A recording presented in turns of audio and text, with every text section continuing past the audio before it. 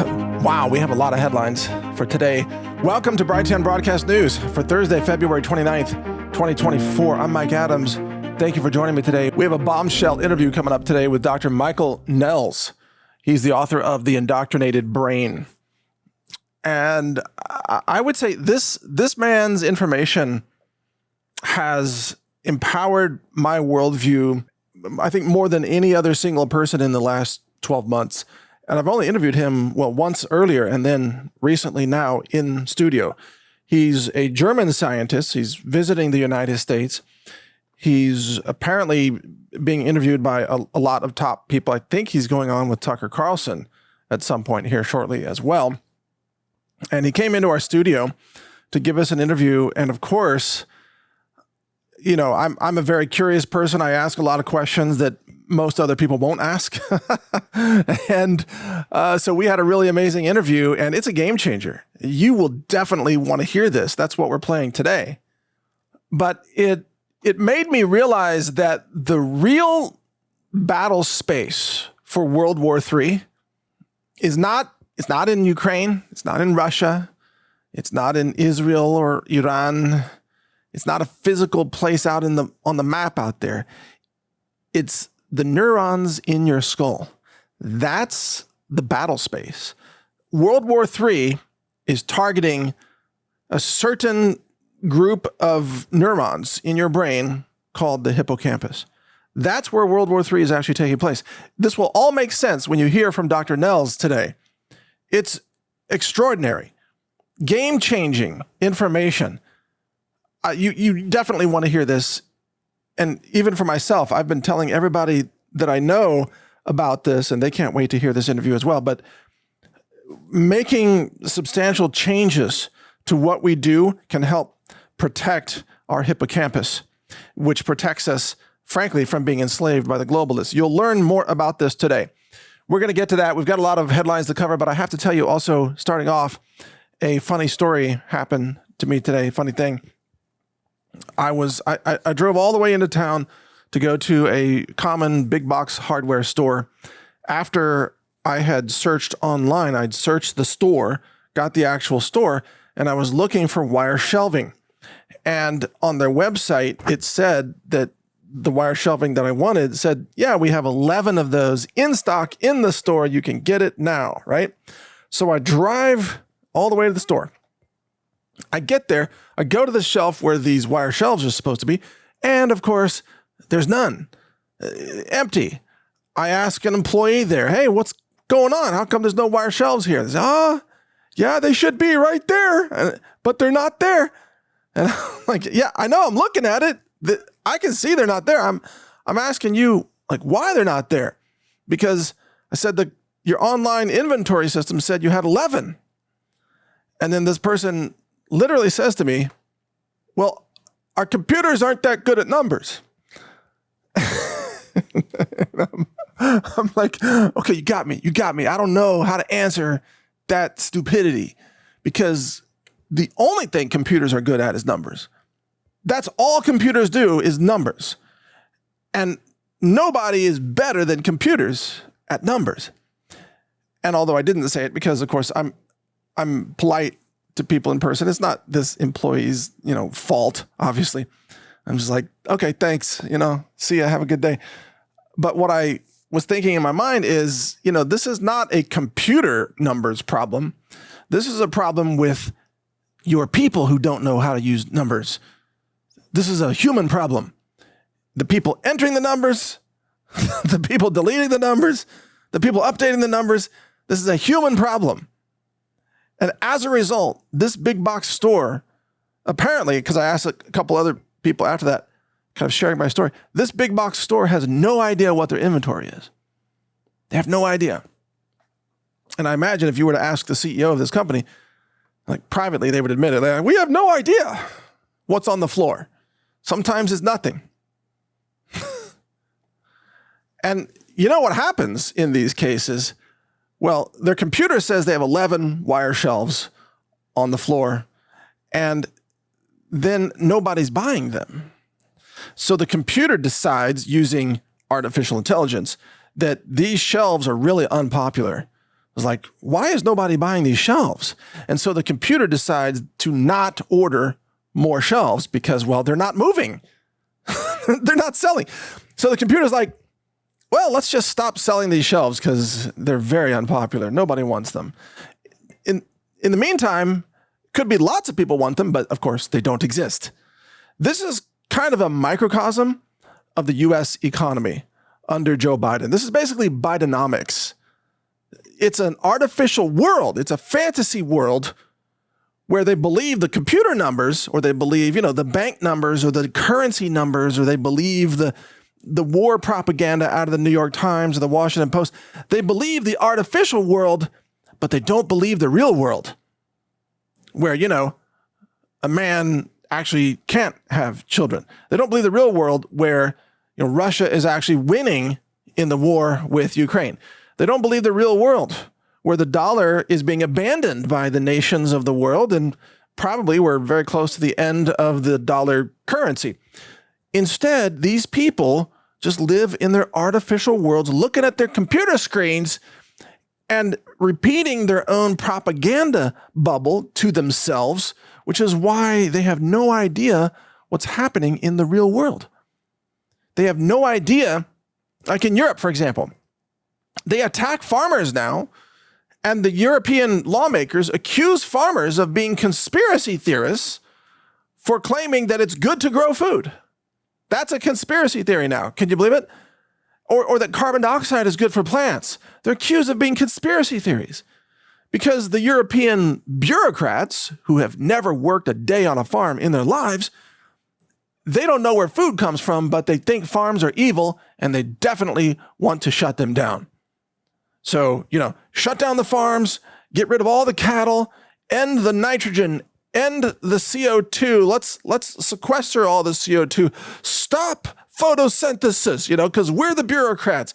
And then living in this artificial world run by woke morons and lunatics. And my God, I would love to take the entire, everybody in the British Parliament, let's say, and just stick them on a bus, drive them out to a farm one day, give them a shovel, and say, start farming. Grow your own food for once in your life. Do something that actually makes a difference. And just to see the look on their faces. Or you can say the same thing about the U.S. Congress. Most members of the Senate, for example, although Mitch McConnell has announced he's retiring because, apparently he couldn't get enough adrenochrome to stay young forever. You know what I mean? That's a joke. But he's finally retiring.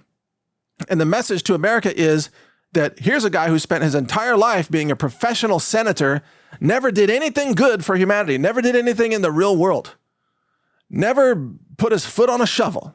You know what I mean?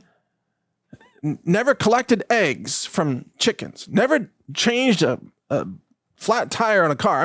Never did anything except spend his life harming America, betraying his nation, and collecting all kinds of gateway fees, toll fees, kickback fees, who knows what, collecting all kinds of monetary wealth while he exploited his position and betrayed his nation. And that's true in the British Parliament. It's true in the German, I don't know what the right term is in Germany. Is it a parliament there? I have no idea. Same thing in France. Same thing in Canada, for sure. Australia, New Zealand, you know the drill. It's just a bunch of corrupt people who are living in an artificial world. Now, what they are trying to do with their new psychological warfare, their attack on your brain, which is where we will get into the interview with Dr. Nels shortly. What these bureaucrats are trying to do is to corrupt your worldview and literally destroy neurons in your brain so that you can't recognize reality anymore, and then you become subservient to their artificial agendas. And that's why Dr. Nels has this book called, The Indoctrinated Brain. And by the way, the subtitle of that book is, quote, How to Successfully Fend Off the Global Attack on Your Mental Freedom. And this book is available on Amazon or Barnes & Noble. It's published by Skyhorse. And there's also an audiobook version that's available right now as well. This is a must listen or must read book because it describes how this warfare against your brain is actually taking place.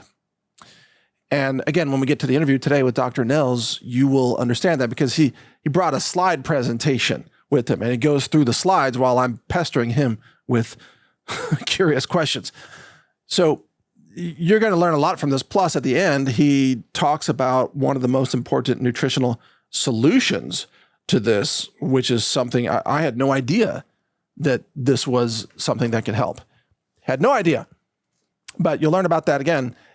In the meantime, the spike protein from the vaccines is something that damages the hippocampus. It halts. Well, let me back up. As Dr. Nels revealed in our previous interview, the hippocampus is the one region of the brain that continues to engage in neurogenesis regardless of your age. So, even if you're in your 60s, 70s, or 80s, and if you're not Joe Biden, you can actually grow new brain cells every day in the hippocampus. And Dr. Nels calls these index neurons. And these are kind of like shortcut nerve cells that help you grasp new information and learn new skills. And then they function as kind of pointers to other regions of your brain, as he explains it, that have more detailed long-term memories and so on. But every single night when you sleep, your brain is generating these index neurons in the hippocampus. And he said it's completely normal in a healthy human being to grow about 1.5%. I think he said that was every year. You would expand the size of your hippocampus or the number of nerve cells by about 1.5%. But what's actually happening today in most people is that the size of the hippocampus is dramatically shrinking because the neurons are under attack and they're being killed off. How are they killed off? The jibby jabs, the vaccines, the spike proteins. It's also pesticides, herbicides, fluoride, but it's also lockdowns, by the way. It's lack of social interaction. It's the passive TV watching lifestyle of all those people who just tune into The View or the Super Bowl or whatever, just like, give it to me, just absorbing and not even being active in anything. And you notice, by the way, I haven't watched TV in so many decades. I'm trying to even think the last time I do watch movies from time to time while I'm rolling and stretching and, doing physical self-care. Okay. So it's too boring for me because I do body rolling all the time, and I do some basic Pilates, and I do some simple stretches and things like that. But I like to put on a movie or something when I'm doing that. That's when I watch a show. But I don't watch television, and I haven't had cable since the 1990s. And I think the last time I saw a television was maybe in an airport, and I haven't flown in the airport for years, or maybe in a hotel room one time. But I can't stand advertising. I can't stand broadcast television. And that's a sign, by the way, of intelligent people. Doesn't mean you're not intelligent if you happen to watch TV, but you should limit your time because TV time shrinks your hippocampus, it turns out. And when your hippocampus shrinks, it makes you, believe it or not, it makes you subservient because it zaps your individuality, it zaps your creativity, it zaps your ability to learn and grasp new information, and it ultimately results in personality changes. And Dr. Nels goes through this in today's interview. Again, this is game-changing information. If you want to be highly intelligent, and if you want to learn new things at any age, you want to be cognitively high functioning at any age, then there's a strategy to do that. And all these strategies promote the growth of nerve cells in your hippocampus, it turns out. Neurogenesis is your friend. I remember when Genesis was, the band with Phil Collins back in the I guess they started in the 1970s, didn't they? Genesis, Home by the Sea, and, great songs like that. Well, now it's neurogenesis. You're generating new cells all the time. Now, I've talked about some superfoods and supplements like lion's mane, which I took a lot of lion's mane. Oh, and by the way, I'm looking at the lion's mane I'm growing right now. out of boxes in the corner of my office. And that reminds me, I have to go spray them with water pretty soon. I'm growing a lot of lion's mane, and then I'm blending it in the smoothies, and I use lion's mane to regrow the nerve cells of my index finger when I severely injured it and severed the nerves and lateral tendons and all kinds of things. But I use lion's mane to grow back nerve cells. And then I noticed that lion's mane was also greatly enhancing neurogenesis of my brain as a whole, and that my learning capabilities really increased since I started taking lion's mane, which has been almost a year now. But there are other things also that enhance neurogenesis. And one of them is social interaction. Another one is exercise, by the way, because there are hormonal changes with exercise. And those hormones support neurogenesis. There are things that you have to do in order to have a healthy hippocampus. Good nutrition is absolutely key as well. Certain superfoods, certain minerals, and so on. And what Dr. Nels points out is that during COVID, they attacked the hippocampus through every single thing they did. Lockdowns. What does that do? Locks you in your home. You don't have social interaction. Closing the gymnasiums. So you couldn't go work out there. And in some places, they wouldn't even let you work out, on the beach. They would arrest people on the beach.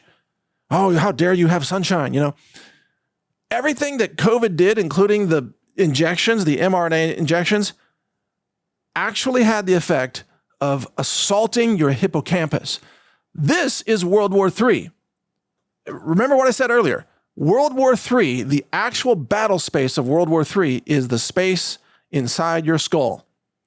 And it is a biochemical, well, not just biochemical, it's a physiological type of warfare that assaults your nerve cells with some chemicals, but also then shuts down neurogenesis through lockdowns and masks, which covers people's faces, and it also then impairs the ability to socially engage with people and to understand facial expressions. Also, neurodevelopment for children is particularly impacted by this. But everything that COVID did actually harms your hippocampus, because they know, again, if they can shrink the hippocampus of billions of people, then the globalists can control those people, because those people have no individuality, no creativity, no courage, no ability to think for themselves, because the hippocampus does all that stuff, by the way. The hippocampus is so important that I was joking with Dr. Nels. I said, so this is where Jedi powers come from, right? Because he was talking about like neural energy. There's an energy source that comes from the hippocampus. It's the energy to think, the energy to reason, the energy to create. And you only have a certain amount of this energy, and it's based on how many new cells, nerve cells, that you've generated in the hippocampus. And as Dr. Nels explained it, and I understand this is kind of a materialistic perspective, but as he explained it, when you wake up in the morning after a good night's rest, you have a fresh new batch of these index nerve cells, the hippocampus cells. And then as you exert a lot of effort throughout the day, reasoning and courage and action and, all the things that make you human, you kind of use up the allotted power of those nerve cells. And then at the end of the day, you feel all fatigued and tired and worn out because you've used them all up.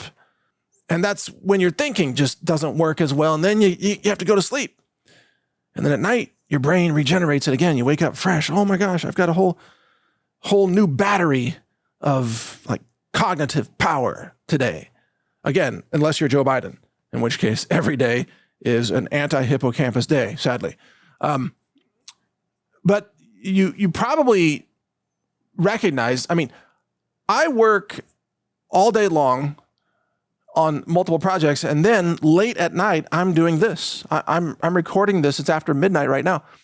And sometimes I go to 1, 2, or even sometimes 3 in the morning. So for whatever reason, I've been blessed with apparently a lot of neurogenesis in the hippocampus. And then when I interviewed Dr. Nels, it turns out, oh my gosh, everything he's talking about, those are the things that I do. So for whatever reason, God led me down this path of superfoods and nutrition and avoidance of toxins like heavy metals, by the way. Those will destroy your nerve cells, lead and mercury, high aluminum even, things like that. But God led me down this path to protect brain function and to promote neurogenesis, apparently so that I could be doing things like this, or so that I could work on projects for humanity, like our AI project, or like Brighteon.com or Brighteon.social or whatever. My slogan of these projects is that we are building the infrastructure of human freedom. And I'm so thankful that God gave me the mental energy, the spiritual energy, and then that you, listening to this, you gave me the financial resources to put all this together and continue to build this infrastructure of human freedom. But I realized from interviewing Dr. Nels that a lot of people who don't have good nutrition or who are bathing themselves in toxins, and I would put fragrance in that category too, they run out of the index cells at about like 4 p.m. or whatever. The late afternoon time, they're just burned out. I run out of cognitive energy at about 2 a.m. And then I have to sleep. And man, I fall asleep in like 90 seconds. It's like, full deep sleep begins instantly. Never have trouble going to sleep. And then I sleep soundly. And I'm not one of these guys that says, oh, I only need to sleep, 3 hours or 4 hours. Although I know people like that. No, I like to get 7.5, 8 hours of sleep. That's the time that my brain needs to regenerate and rebuild. And then I wake up the next morning. I'm like, yes, let's go again. And I'll go all the way till like 2 a.m., like I said. But this is not an accident. This is not luck. This is not genetics. That's the key. It's not genetics. There are very specific things that I happen to be doing that make this possible. Things that you're probably doing some of these as well. And you could also potentially do more of them. And again, you'll learn about these from Dr. Nell's book. Again, it's called The Indoctrinated Brain. And you'll learn about them from our interview. But again, nutrition is a lot of it, and also avoidance of toxins. And let me just reemphasize, I almost have to apologize for this in advance, but I feel like I'm the only person talking about the fact that artificial fragrance is extremely toxic to your brain.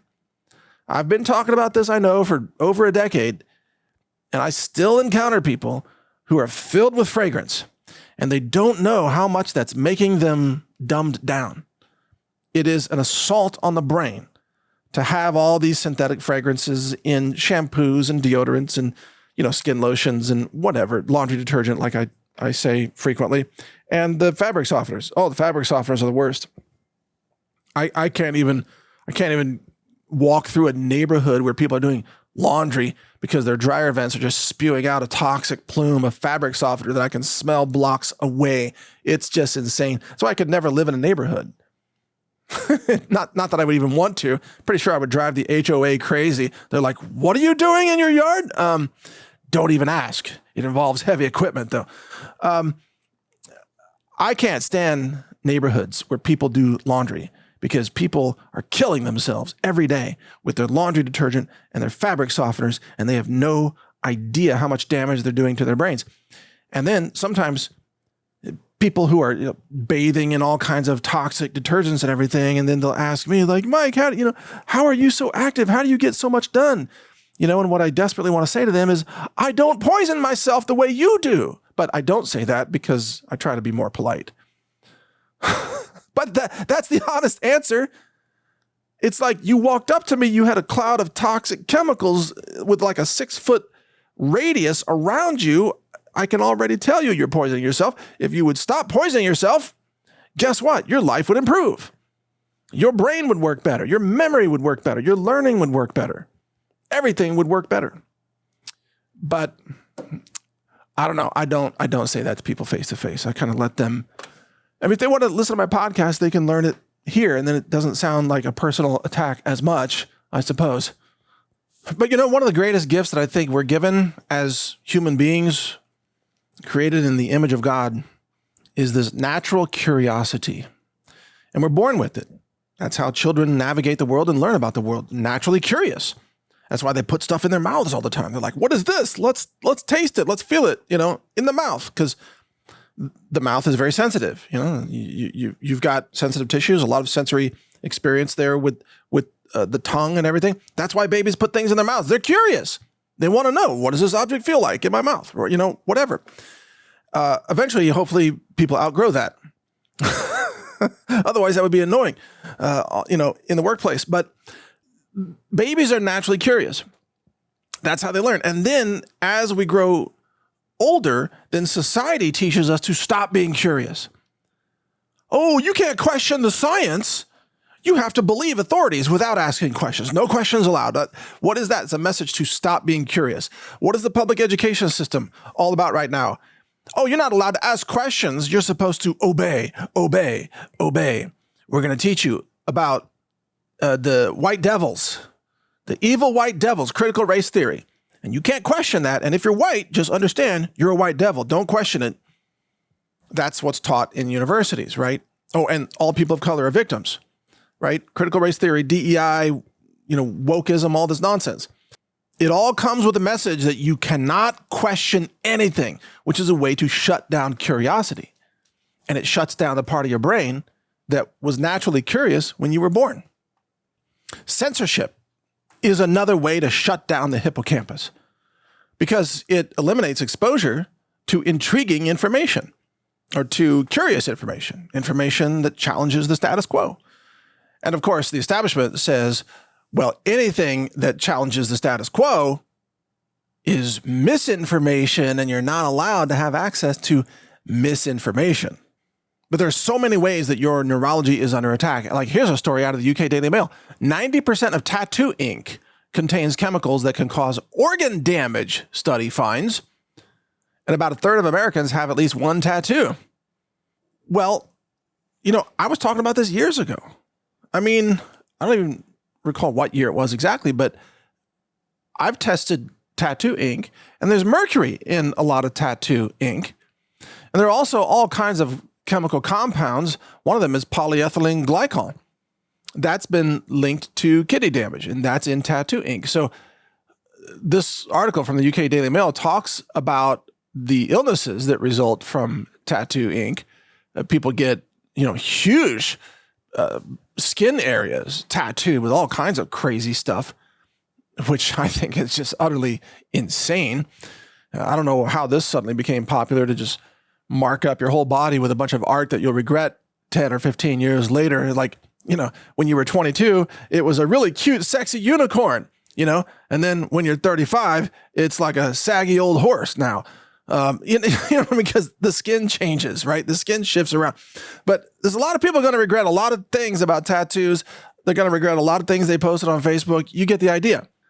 But tattoo ink can also contain toxic heavy metals and other chemicals that damage your brain and damage your organs. So, of course, culture today tells people to go out and get more tattoos. To be cool, get more tattoos.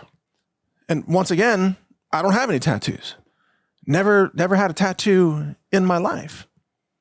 And if I were to ever get a tattoo, the only tattoo I would ever get would be like a very tiny version of a crypto wallet seed phrase tattooed somewhere on my body in case I forgot my seed phrase. Like I would have a practical tattoo, but I'm not even doing that because I don't want these toxic inks in my skin, Hey, speaking of crypto real quick, did you know that Bitcoin, I think, went over $64,000?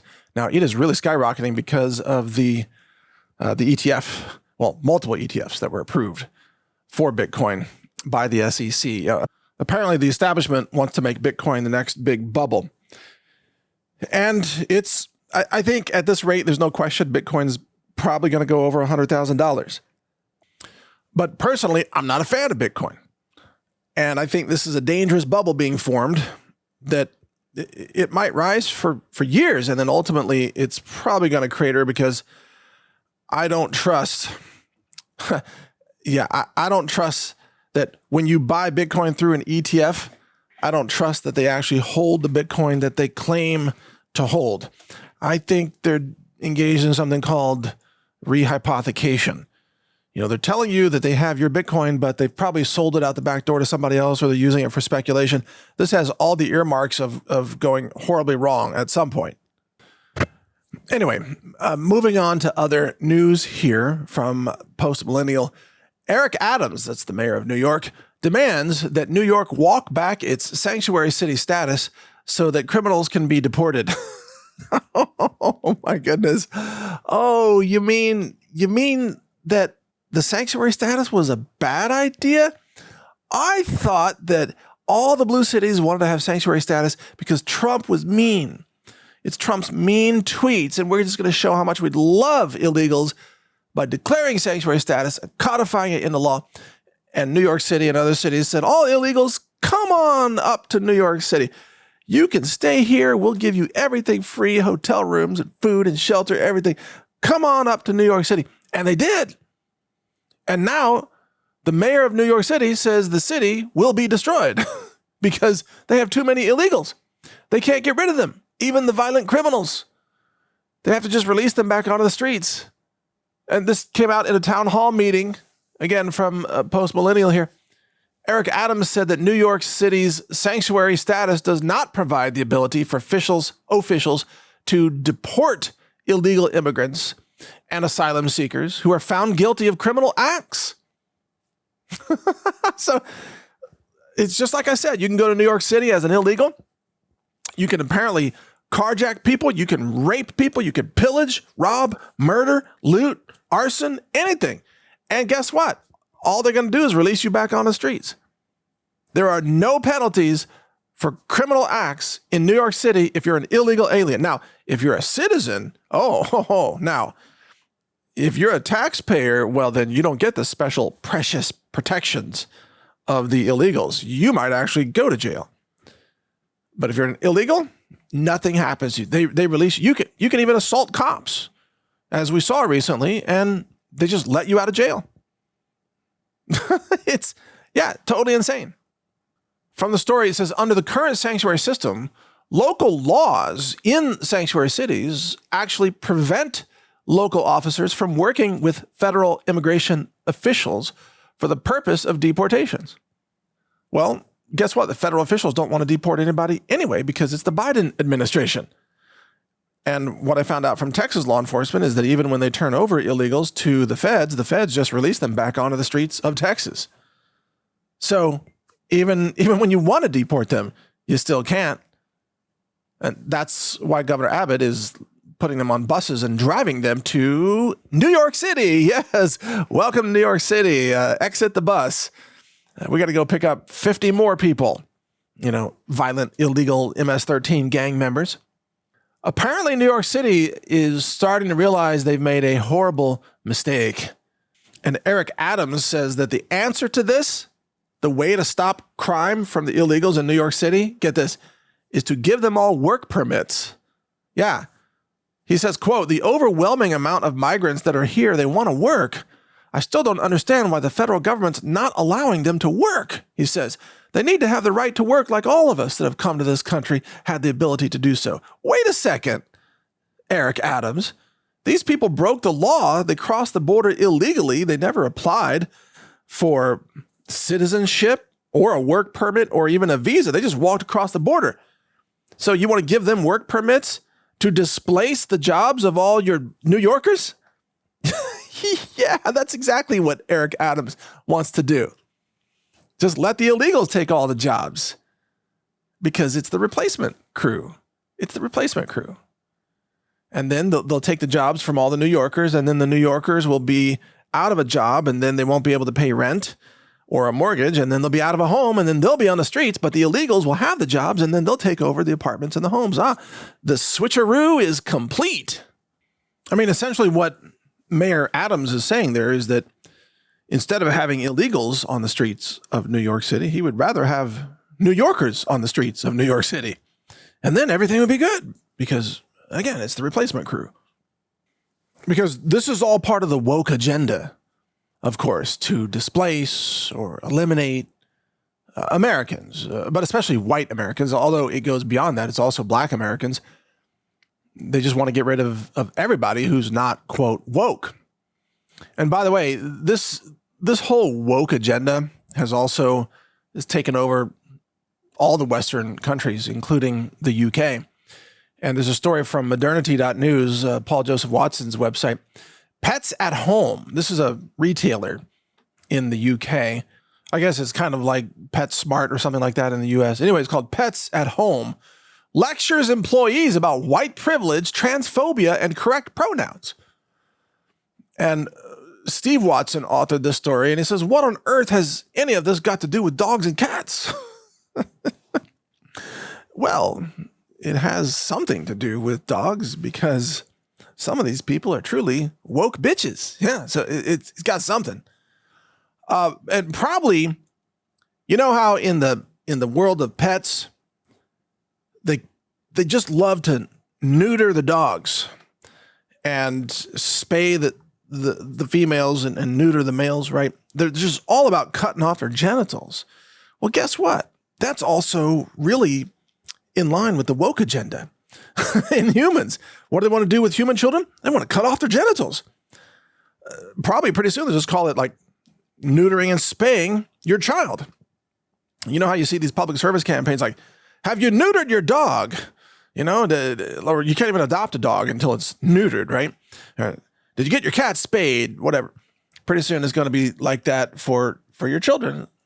It's like before you can enroll them in kindergarten, have you neutered your kid? Have you transitioned your child to the opposite gender? Whatever they were born as, you got to cut them up until they're the opposite. And then they can come to school, woke school. Yeah, it's getting that crazy. So from the story, it says that this chain of pet stores has issued thousands of employees with materials that hammer into them the way they must think on topics including gender identity, using the correct pronouns, white privilege, and how being childless is also a privilege. Did you know that? Being childless is privilege? I thought that was just a choice that some people make, but apparently it's privilege. The word woman has been erased from all company policies. Just the vanishing of all women is now in effect. You won't find the word woman anywhere. They're pressuring staff to share your pronouns. What would your pronoun be? If people ask me, I just tell them my pronouns are drill sergeant. So they have to refer to me. Drill sergeant. And then if they want another pronoun, I'll just tell them it's sir. Yes, sir. Mm-hmm. And then I just play like a drill sergeant. Give me 20 push-ups. You filthy dirtbag soldier. You know, whatever. Because, hey, if we're going to role play, might as well have a fun time with it, right? Also for the company Pets at Home, men have full access to all women's toilets, which if you're a woman listening to this, you're thinking, gross, man, because nothing ruins a women's restroom faster than a man, right?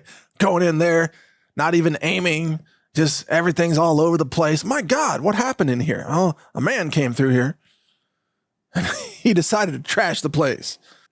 A man trashes a woman's restroom like partygoers trash Airbnb rentals, basically. That's how it works. Anyway, these training materials were talking about all these terms and introducing terms to the employees like cisgendered, gender fluid, intersectionality, non-binary, psychological safety, don't want to be triggered, transitioning and transphobia. I gotta wonder, is this pet store going to start pushing transgenderism onto the animals? Let's see how that goes. Are they going to start looking at their dogs and thinking their male dog actually wishes it was a female? And so they're going to have, gender affirming surgery for their dog? I wouldn't be surprised. And then they'll probably parade that, crippled, maimed, bandaged dog around with their friends. Oh, Fluffy's transitioning. Isn't it wonderful? Like a little trophy dog, like trying to get virtue signaling points. Isn't it wonderful? We cut off the dog's penis and the balls. This is way beyond neutering. And we've given our dog Fluffy new pronouns. Yeah, and the pronoun of Fluffy is grrr. It's kind of like a growl, but it's very effeminate, grrr. And so when you talk to Fluffy, you have to say grrr. I mean, these people are mentally ill. And that little piece of attempted humor there, that's not far from where they are right now. You could imagine in 6 more months, this won't even be satire anymore. I mean, how many times have you seen a Babylon Bee headline and then a year later, it comes true? Like, no way. How is that even possible that the world could be that insane? It sounded crazy a year earlier. Now it's policy, you know?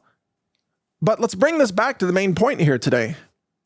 This is a war on cognition. The entire woke movement is an assault on your brain. It really is. It's an assault on your ability to reason. It's an assault on reality. It's an assault on your perceptions.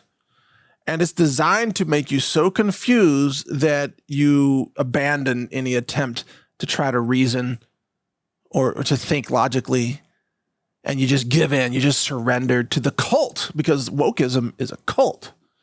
And as a result, there's a psychological fracturing that's taking place across the Western world. And wokeism is a big part of that. It's the weapon system of psychological fracturing. And it's designed to make people so confused and so utterly dismayed, discombobulated, that they basically just give up and they stop trying to fight the lunacy and they just go along with it. Okay, men can get pregnant if you say so. Let's put tampons in the men's restrooms. You know, hey, by the way, the men aren't even in the men's restrooms anymore. They're peeing all over the women's toilets and toilet seats. If you're wondering what happened in the women's restroom, yeah, it's because all the men went there. So who's in the men's restrooms now? Using the tampons? Pranksters? I don't know. Is anybody going to the men's restrooms anymore? Or is everybody converging on the women's restrooms? Because everybody's on the women's sports teams now. Like, a lot of men won't even compete with men anymore. They're just all over the women's teams and in the women's locker rooms. This is wokeism. This is insanity. This is a war on your perception of reality, and you have to reject it. Even though, of course, you're going to be labeled, transphobic or whatever, you have to oppose this insanity in order to maintain your own sanity. You have to reject insanity no matter how popular it is, no matter how many people socially pressure you to go along with it. Hey, Fluffy the dog does not want to transition. Fluffy the dog doesn't want you to cut off his genitals, by the way. Neither does your 3-year-old child. Stop mutilating your children. I mean, my God, why do we even have to say this? Now, there's another big part of this psychological warfare that goes beyond the LGBT woke cult, which is extremely dangerous for human civilization, by the way. But there's something else, which is the climate cult. And there's a story from the Daily Skeptic here by Chris Morrison that I think is worth mentioning. Green billionaires press Hollywood to promote Armageddon climate messages in movies. Yes, this was also reposted at whatsupwiththat.com, which is spelled WATTS, like the unit of power, the watt, kilowatts, that kind of thing. Green billionaires are pouring money into discreet campaigns to persuade Hollywood writers to catastrophize the climate in future film and television scripts. One of the main vehicles is something called Good Energy.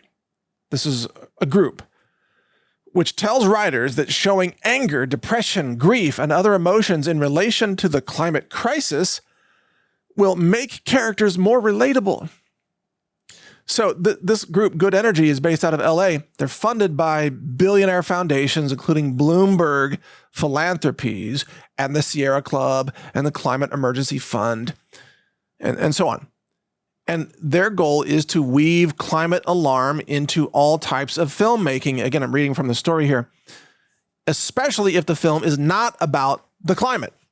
So they want to have a climate alarmism message in every show, every movie, every series, all the time. Now, let's back up here. This has been going on for a very long time, and you may have noticed that there are other things being inserted into all the shows. For example, the CDC was given $1 billion of emergency funding in order to pay screenwriters and movie producers and TV show producers and so on to put messages in their shows that would mock so-called anti-vaxxers, or to talk about the amazing vaccines and how important they are and how the vaccine scientists are the best people on the planet. This was all paid psychological programming. It's been put into the scripts on purpose. Now, it used to be years ago that a company like Pepsi would pay to put like a Pepsi can in the movie. Oh, here's $50,000. Make sure that Brad Pitt or whoever. I don't mean to say that he's taking his money. I'm just using his name as a general reference to Hollywood. That whoever it is just shows a Pepsi can, right? And then that helps fund the movie. And then it's called product placement, right? But that's not what happens anymore. Now there are really damaging psychological messages that are inserted into all the films. One of them is that in every movie now, you have to have either two gay dudes kissing or two lesbians kissing. And every relationship, or I should say every film, has to have at least one couple that's gay, if not the lead characters. But even if it's like a romantic comedy, man meets woman and so on, there's always a gay couple in the movie. Could be, two lesbians, two gay dudes, whatever. And they always have to show them engaging in gay acts. This is a demanded requirement now for every movie. The other thing that you'll notice in all the movies is that the action heroes are now all really tiny women. And they beat up everybody. They beat up all the men. They beat up Navy SEALs. They beat up hulking monsters. They beat up aliens. It's always a woman who weighs about 95 pounds, but she's the tough one. She's macho now. The men have to be depicted as weak and useless and stupid, bumbling idiots, especially if they're white men. Like, oh, you're a totally useless moron. The woman's in charge. The woman's saving the world. The woman is kicking ass. The woman is beating the aliens. It's always a 95-pound woman. And then there's something else. And I've mentioned this before. And this might sound racist, but it's not. I mean, understand, I don't have anything against people of different colors. I think I've demonstrated that in my ongoing coverage of what's happening, in the Middle East, for example. And I believe that people should be judged based on merit. But what's happening in every show now is that the couples are a black/white couple. And it's weird because it's not like Asian and white or black and Asian, or it's not like Hispanic and white or Hispanic and black. It's always black and white. Now, sometimes the male is black, sometimes the female is black, but it's a black-white couple. And I've noticed this now because, like I said, I do watch movies when I'm stretching out and doing body rolling or working out, whatever. It's almost every single movie now, there's a black and white couple. That is not random chance, okay? That's being directed. Script writers are being paid to make sure that there's a black-white couple and that there's a gay couple or a lesbian couple in every movie. And that's how they're collecting their money. And billionaires are pushing this as a kind of cultural indoctrination, which brings us back to the main point today. Remember, our guest coming up, Dr. Nels, is the author of a book called The Indoctrinated Brain. Now, he doesn't focus on, woke issues or cultural issues. He focuses on the physiology of the brain. But I'm explaining the culture issues. This is an attack on your culture. It's an attack on your rationality. It's a subtle way to put messages into films to try to make it normal that there's always two gay dudes kissing in every film or every show, whatever. And for a multi-part series, like a TV show, like a Netflix type of thing, they'll start off the first 1, 2, or 3 episodes that seem completely normal. Like there's nothing woke about this. And then when they sucker you into the story and you're like, wow, this is actually a pretty good series. And then episode 4 starts off like two gay dudes like butt humping each other. It's like, oh my God, what happened? I thought this was going to be a normal show. No, it's freaking gay porn on Netflix. They just had to throw in like two gay dudes humping each other. Like the Ozarks did that. There was a series called The Ozarks. And I forgot what episode it was because I'm still trying not to remember that. All of a sudden it's like two gay dudes, humping each other. Please, God. You got to learn that they do that to you on purpose. And they'll insert messages on the climate cult. They'll insert messages about the vaccine cult also. This is how they indoctrinate people. And if you don't have an active brain because your hippocampus has deteriorated, on purpose with the spike protein and shedding and whatever else and toxic chemicals in the food supply, then you don't have the ability to question that. Your brain accepts it. Like, oh, that's totally normal that there's always two dudes humping in every show and every couple is black and white. Again, I'm not against the black and white couple. Don't get me wrong. It's just that they do it all the time to the point where it's insane. It's in your face. You just never see a white couple anymore, do you? You notice that? And you rarely see a black couple anymore. It's always one of each. And you got to wonder, who's paying for that? What's the agenda there? Why is somebody paying good money to try to show black and white couples all the time? I'm serious. What is that agenda? And then how is it that Google AI is eliminating all white people and showing that all of history was only people of color now? It's like white people are being erased, isn't it? Isn't that weird? It's kind of hard to deny it when you start to see the evidence. Same thing in New York City, right?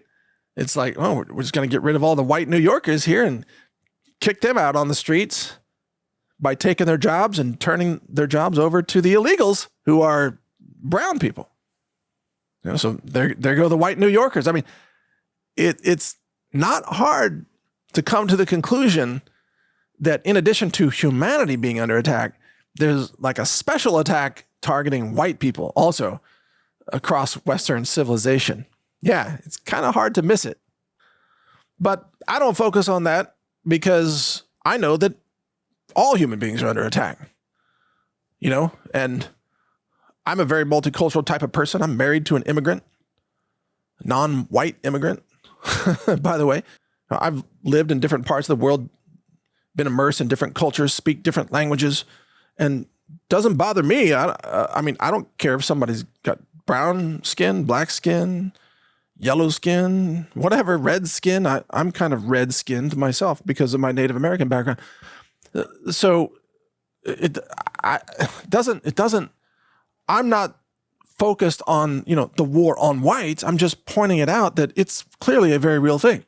I'm focused more on the big picture of the war on humanity because I think we're all under attack.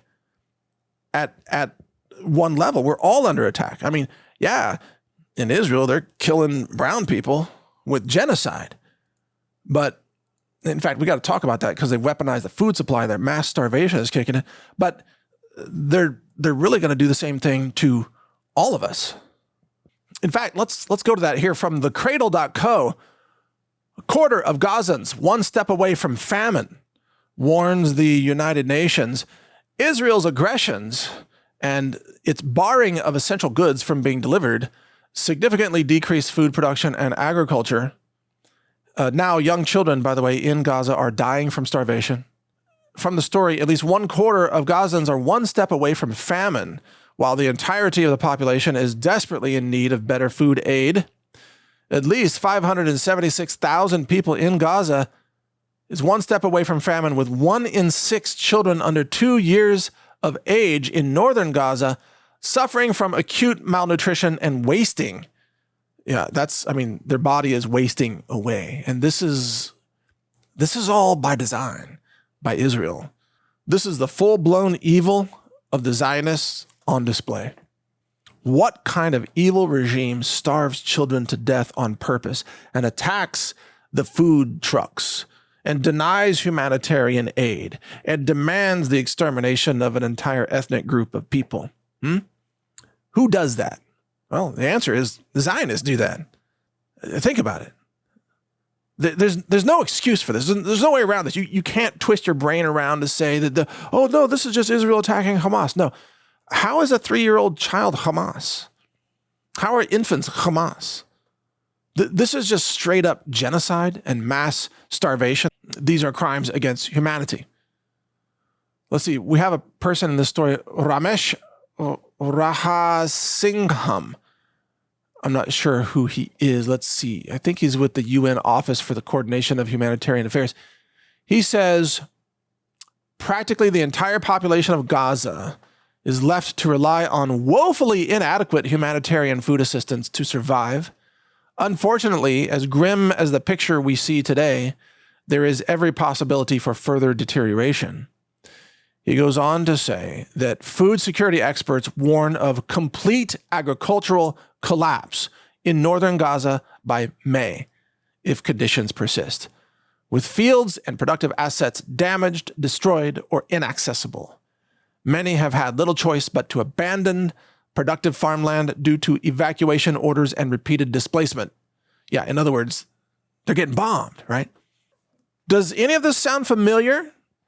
Productive assets damaged, destroyed, or inaccessible? The burning up of chicken farms in Texas, the arson against food distribution hubs all across America. Hundreds of food facilities have been destroyed in the last, 18 months, 24 months? Remember what I said before. Everything that Israel is doing to Gaza, the globalists plan to do to you. So if anybody's out there listening and thinking like, go Israel, yes, it's awesome. And if you're pro-Israel in what they're doing right now, karma is a bitch because the globalists are going to do it to you. The weaponization of food scarcity. They're testing it out on the Gazans. They're trying to see how easy it is or how difficult it is to starve people to death. And I'm surprised, by the way, the Gazans have been incredibly resilient. I mean, it's hard to even state this, but the typical left-wing American would have lost their minds by now if they suffered what the Gazans have suffered.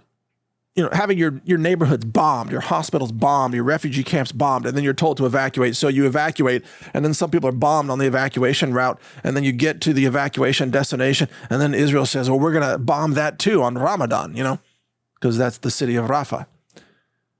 And you're starving to death. You can't feed your child's wasting away and dying. Snipers are killing your family members. The typical American could not handle that. Their brains would implode. Gazans go through that every single day, and they're still mostly alive. Now, I know Israel has slaughtered at least 30,000 Palestinian civilians in Gaza. And with this mass starvation that they've engineered, they're trying to kill hundreds of thousands. So far, they have not achieved their, demonic goal of total genocide. But again, it just speaks to the incredible resilience of the Gazan people. And I got to say, you know how I recently had an interview with a Texas Muslim named Amer. I had that interview in the studio, and I hope you found that fascinating. I found it fascinating. There's someone else that I really, really want to interview, not a particular person, but rather I want to interview a survivor of Gaza. And I don't know how that's going to happen, by the way, but let me just put it out there. Maybe there are a few people who have escaped Gaza, who endured 90 days of bombing and have escaped. And maybe a few people made it to the United States because maybe they were dual citizens or something. I don't know.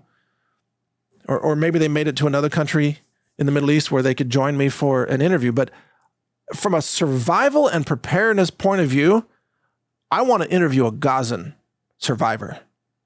And that's how we should refer to them, as survivors. Because I know that Israeli people, they always like to refer to their culture as, survivors of the Holocaust, which is technically true. What about survivors of Gaza? Have they not also endured, frankly, a bombing density that even the Third Reich could not match? Now, I know that the Third Reich, what they did was larger in scale and over time affecting or destroying millions of lives. But that's what the Zionists would love to inflict upon the Gazans if they could get away with it. They want to slaughter 2+ million Palestinians just in Gaza, plus however many are in the West Bank. So, the Zionists are trying to achieve another modern Holocaust. They just haven't been able to pull it off yet. And part of the reason is because these Gazan people are super survivors, man. I am blown away. I can't imagine the hell they've gone through. And I hope you understand, they're human beings just like you and I. And what they've endured is a merciless extermination campaign with 2,000-pound bombs and snipers and demolition teams and armored tanks running up and down your streets. Could you survive that? Could you mentally survive that? I don't know if I could. I don't know. And I'm pretty mentally resilient, but that sounds like a living hell on earth. So send me an email at situationupdate@protonmail.com if you are in touch with a survivor of Gaza who might want to come on the show and talk about what it was actually like and what it took to survive and what your people did to stay alive. How did you get food? How did you take care of medical needs? What about, hygiene? I have legitimate questions because what the Zionists have done, they've tried to turn Gaza into a death city or like a death camp, basically, a giant open air death camp. And they've largely failed so far. So I'd like to know how it is that Gazans are still making it through this every single day. And in the meantime, shame on the leaders of Israel and shame on every member of Congress in the United States that supports that ongoing genocide. Shame on every journalist, shame on every group, shame on every person, even in alt media, who supports this genocide. You have allied yourselves with pure evil. You are now working for Satan unless you speak out against this indiscriminate killing of human lives. And remember, I want to see a world of peace and abundance and health. And that means we have to value every life on planet Earth. And that's why you'll never hear me call for the extermination of any ethnic group of people. I believe that all people have value. And we are so much the same. My ancestry, I'm Afro-Irish Native American, right? You know that. I've mentioned that a few times. Well, so my ancestors came from Africa and some from Ireland and different parts of Europe. There's also some French in my family, by the way. Maybe I should update it. Afro-Irish Franco Native American. That would actually be more accurate. A little bit of French in there, but we're all the same people, okay? We're all human beings. We have the same dreams. We have the same desires. We have the same love for our family members. We have the same perspective, the experience, memories, the dreams, love, fear. I mean, we are so much the same. And it's astonishing to me that we live in a world where people cannot have empathy for other human beings. We live in a world dominated by evil, but that's not enough to say that they're evil. They're heartless, but that's not enough either. When you think about people like Netanyahu or Victoria Nuland in the U.S. State Department, they are numb to the very things that make us human, which should include empathy and compassion. And even it's a biblical principle. Do unto others as you would have them do unto you. In other words, treat people the way you want to be treated. Why? Because they are conscious beings, just like you're a conscious being. They experience their life just like you experience your life. And why would you inflict upon another person an action, especially a violent action, that if inflicted upon you would cause suffering? Evil really is when people inflict suffering upon the innocent in order to gain power or profit for themselves.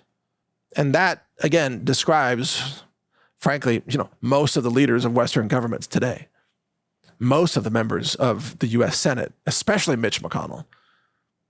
Most of the people running the military in Israel, the IDF, at the highest levels. I don't mean every soldier, but at the highest levels, they're evil. They're satanic. this idea of just slaughtering other people for your own power and profit, or to grab their real estate or grab their natural gas resources, this is an expression of pure evil. And in order to get people to go along with it, they have to assault your psychology, which brings us full circle back to the topic here today, the indoctrinated brain. How do they convince people to support genocide? How do the globalists get people to line up and have themselves injected with a bioweapon that may kill them? How does that happen? How are people manipulated into extreme hatred for other people based on nothing but race or ethnicity, like the way that the West is being taught to hate all Russian people? Russophobia is being indoctrinated by Western governments into the minds of the people. The same governments that say that, oh, you shouldn't be rooted in hatred or intolerance. You have to be tolerant. You have to be inclusive. You have to be diverse. And then you say, oh, so Russians are okay too? Oh, no, God, you have to hate Russians. Hate Russians. It's the governments that are pushing the hatred, not the people. Governments are teaching hatred. Governments mandate hatred. In fact, right now, if you don't support the genocidal bombing of the Palestinians, you're called an anti-Semite. Did you know that? Or if you don't support the theft of $300 billion of Russia's assets being held in Western central banks, then you're called a Putin puppet. So if you don't go along with the most egregious acts of evil that are being pushed by Western nations, then you're said to be non-inclusive, non-diverse, non-woke. So wokeism has become really institutionalized hatred, oppression, censorship, the ostracizing of people from society, people who don't want to see movies all the time where two dudes just somehow end up humping or kissing two gay dudes in the middle of a movie that's got nothing to do with being gay. Maybe there's a lot of Americans don't want to see that, including myself. But they shove it in there in order to expose you to it. And then if you say, well, I don't want to see that, oh, you're gay phobic or whatever they say. No, if these two dudes want to go hump each other in the privacy of their own home, fine. Don't do it on camera. Don't do it in the movie. Don't throw it into the movie like a gratuitous, gay sex scene or something. And by the way, nothing is more gross to a lot of us men than two bearded guys kissing for some reason. Why is that? It's like when they add facial hair to it, it's like, oh my God, horrifying. Can't even watch this anymore. It's like there's something like really freaky about bearded gay men kissing each other in the middle of a movie that's just highly, please God, no. I don't know why that is. It's just, it's a natural revulsion that it's, we're just wired that way, I guess. It's just like, oh, please God, no. I know some people are going to say, well, you're gay phobic. No, if you're going to have a gay movie in the Ozarks, label it like Gay Ozarks or Adventures in the Gay Ozarks. I mean, put it in the LGBT section so the rest of us know to avoid it. That's the thing. No, it's just they're always trying to sneak it into like regular mainstream movies. It's like, oh gosh. Can't wait to hear the reactions to this one. Let me ask you a question. This would be a quiz. I wish I could actually give a survey on this. Is it more offensive to you if you're watching a movie to have climate cultism shoved down your throat, or vaccine propaganda shoved down your throat, or LGBT themes shoved down your throat? Like, which one of those three, or the always black-white mixed race couples shoved down your throat for some reason? It's like way beyond random chance. It's engineered to always be that way. Again, I don't have anything against couples that are different ethnicities and backgrounds. And, my wife isn't a white woman either. I'm just saying, again, it's way beyond chance. It's clearly being engineered. So out of those things, which one is crazier to you? because a lot of movies have them all now. It's almost like watching a giant propaganda campaign. But I suspect that this is going to be very interesting for historical purposes, because you know how right now you can watch a movie that was filmed in, let's say, the 1990s, like a Wall Street type of movie. And if there were any computers in the movie, they had these giant big box monitors. You know what I'm talking about? They were called CRTs, I think, back then.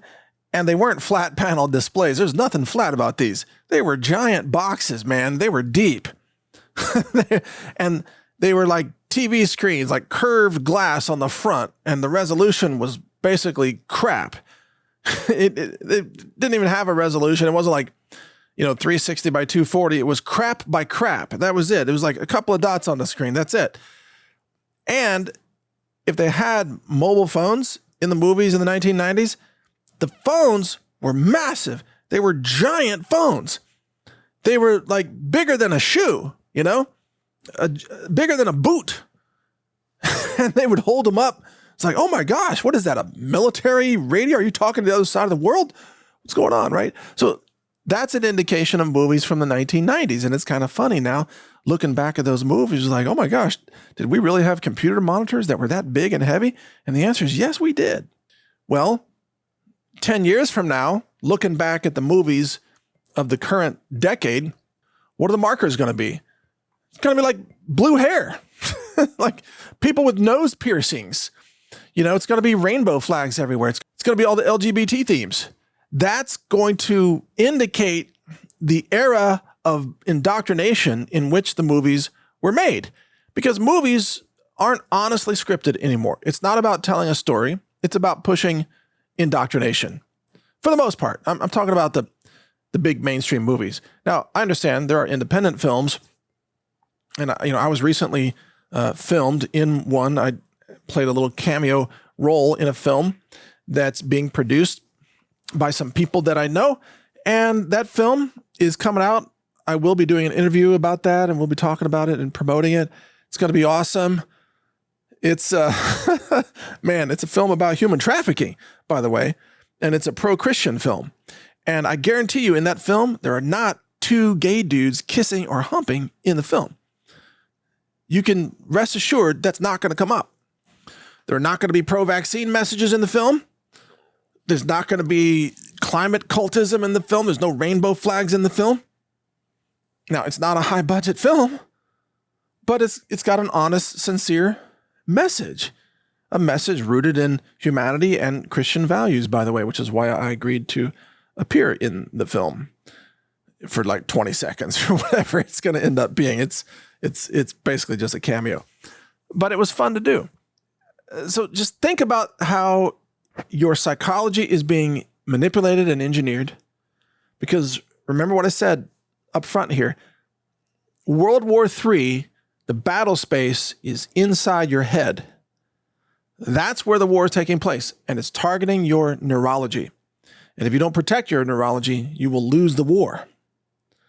But if you do protect your neurology and you engage in neurogenesis, which is very interesting to me, because Genesis, think about the Bible, Genesis, right? Or as Steve Quayle said, Genesis chapter 6, Gen 6, right? Think about that. But Genesis, the creation of all that is. Neurogenesis is a reflection, I think, of the divinity that's in each and every one of us. You can grow new brain cells. You can spontaneously create new neurology in order to navigate the world, to learn, to innovate, to be creative, to contribute to the world. And that's the very thing that the globalists are attacking, is Genesis. Think about that. I mean, there are major biblical implications here. Genesis is part of what makes you an image of God, and neurogenesis is what's under attack by the satanic globalist forces that are trying to slaughter humanity. Think about that. All right, now that's a pretty good setup for the interview here coming up with Dr. Nels. Now, I do want to say, just for the record, Dr. Nels does not endorse probably everything that I said here. I mean, he again, I don't want to imply that he agrees with every single thing I've said here or every joke that I've said or whatever, all the satire that I do. Some of it's obviously politically incorrect. Okay, so don't take it too seriously. Dr. Nels is a serious scientific researcher. His focus is not cultural issues. His focus is understanding neurology. That's his expertise. So, and he's a German citizen, and in Germany, you're not allowed to joke around like the way I just did. They'll throw you in prison in Germany or in France or frankly in the UK, all of Europe, basically. You go to jail if you do the Health Ranger report in Europe, okay? Because I'm an American and a Texan, and I have the First Amendment backing me, and I have a sense of humor. I don't mind joking around here and poking fun at our silly lives because I think the whole world is a clown show. But Dr. Nels is a more serious man, and I just want to say, I don't mean to imply that he endorses everything that I have said here up to this point. So just have a psychological division marker right here. From here, then, with the interview with Dr. Nels, it's going to get more serious until I start joking around with him, which I did a little bit as well. Before we get to that interview, let me just plug a couple of things. HealthRangerStore.com, of course, is where you can get your storable food supply, good nutrition that can help support healthy neurology, by the way, outstanding superfoods, lab tested. We test for glyphosate and heavy metals and all that, microbiology, you know. Just go to HealthRangerStore.com and check out the product line there. You'll love it. I think you'll find a lot there. Thank you for your support so far. And we also, of course, avoid any use of toxic fragrance chemicals. No synthetic fragrances in any of our products. The products that have a natural scent is only from essential oils like our body soap, like a citrus. There's like an orange oil in it. It's really wonderful.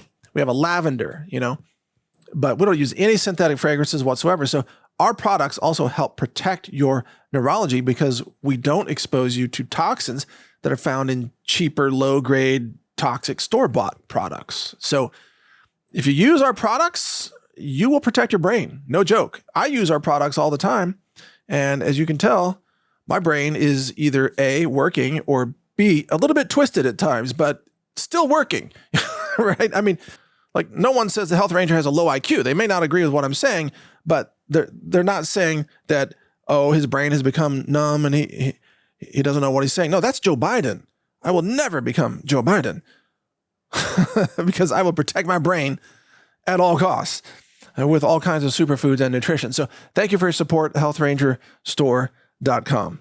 So enjoy this interview, and I'll be back with you tomorrow with another update. Until then, take care. Welcome to today's interview here on Brighteon.com. This is a really critical interview with a guest that was incredibly popular when I interviewed him remotely. It's Dr. Michael Nels, and he's the author of this bombshell book that is a must-read. It's called The Indoctrinated Brain. This is available at booksellers everywhere, and there's also an audiobook version available. This is from Skyhorse Publishing.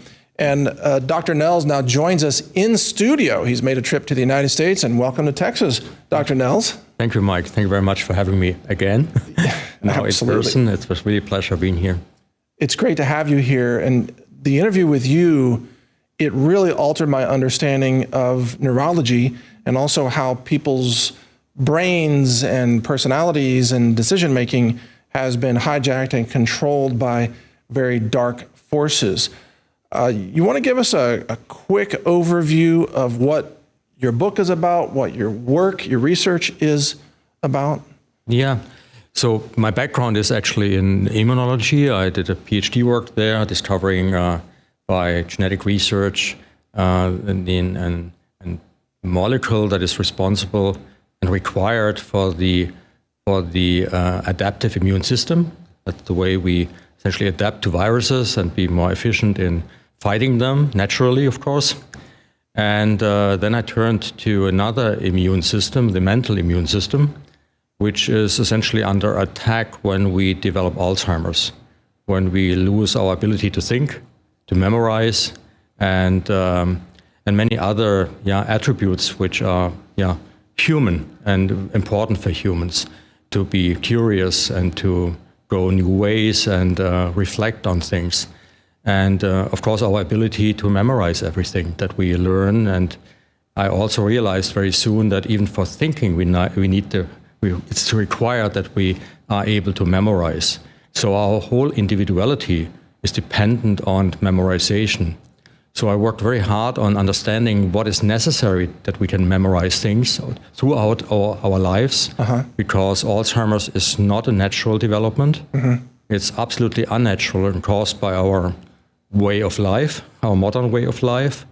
What, exposure to toxins and inflammatory factors, or what? Exactly, and also even though we live kind of prosperous in the, let's say, in the global north, we still have a lot of deficiencies. Yeah, like, for example, vitamin D, which was actually exploited in 2000 to develop a program that is unheard of. You know, this experimental vaccination program with genetic material was only possible because we have a deficiency in vitamin D. So this deficiency in vitamin D, which I found out is also a cause or a cofactor in developing Alzheimer's. So a level, for example, where Alzheimer's is essentially as low as the likelihood in developing, and the level that we have in Germany, for example, I come from Germany. In the winter, we have like 25 nanomole. In summer, we have an average maybe 40 to 50. But the healthy rate would be 125. That is what we measure in tribes, for example, in Africa, people who live in the wild and live naturally. This is in a natural way of living, not protected from the sun in houses, not protected by sunscreen, not living too far in the north and having no food which supplies the vitamin D. We have a deficiency, and between the 25 we measure in older people on average and the 125, which would be normal, we have a 70% increase of our risk in Alzheimer's. Yeah, I'm so glad you're covering this. You know, I've been talking about vitamin D for 20 plus years and the chronic deficiency of vitamin D, but especially in North America and across Europe, those with darker skin pigmentation, right? Because they have a natural sunscreen that blocks the production of vitamin D in their skin. And yet, you know, their ancestry, let's say a Black American today, their ancestry might be from some country in Africa where they were much closer to the equator. They had much higher exposure, and they were generating much more vitamin D. Now they're living indoors. They're working in an office environment typically, let's say, and nobody's explaining to them why cancer rates are higher among Black Americans and why prostate cancer is more aggressive or breast cancer is more aggressive. Absolutely. So, but your focus on then the cognition effects, vitamin D deficiency causing Alzheimer's. It causes Alzheimer's. It's not the cause of Alzheimer's, but it's one factor, one of many factors, and that's just one example of deficiencies that we have in our modern life. But we don't, the law of the minimum applies. Things that are lacking is our problem, but also the law of the maximum applies. If we eat things that are not healthy for us in higher quantities, sugar-containing products, for example, leading to glycation of proteins and even the DNA in our cells, these glycation products lead to an activation of the immune system. We call them advanced glycation end products. The receptor for advanced glycation end products activates the immune system because it's almost like you have a piece of wood in your skin. You know, it's something which shouldn't be there. The immune system tries to attack it, gets not rid of it. We have a chronic inflammation, and chronic inflammation shuts down the relevant part or the relevant function of the autobiographical memory center where Alzheimer's starts. Wow. And I actually have a picture of that. Maybe we should look at this. Yes. Just to give. Please bring that up. We'll show that next. But one more comment before we get to that. I recall from our last interview, and I suppose I can only recall it because I don't have the highly inflammatory neurodestructive processes that you've referred to. But I recall that you said that the hippocampus is the one region of the brain where neurogenesis continues to take place at any age.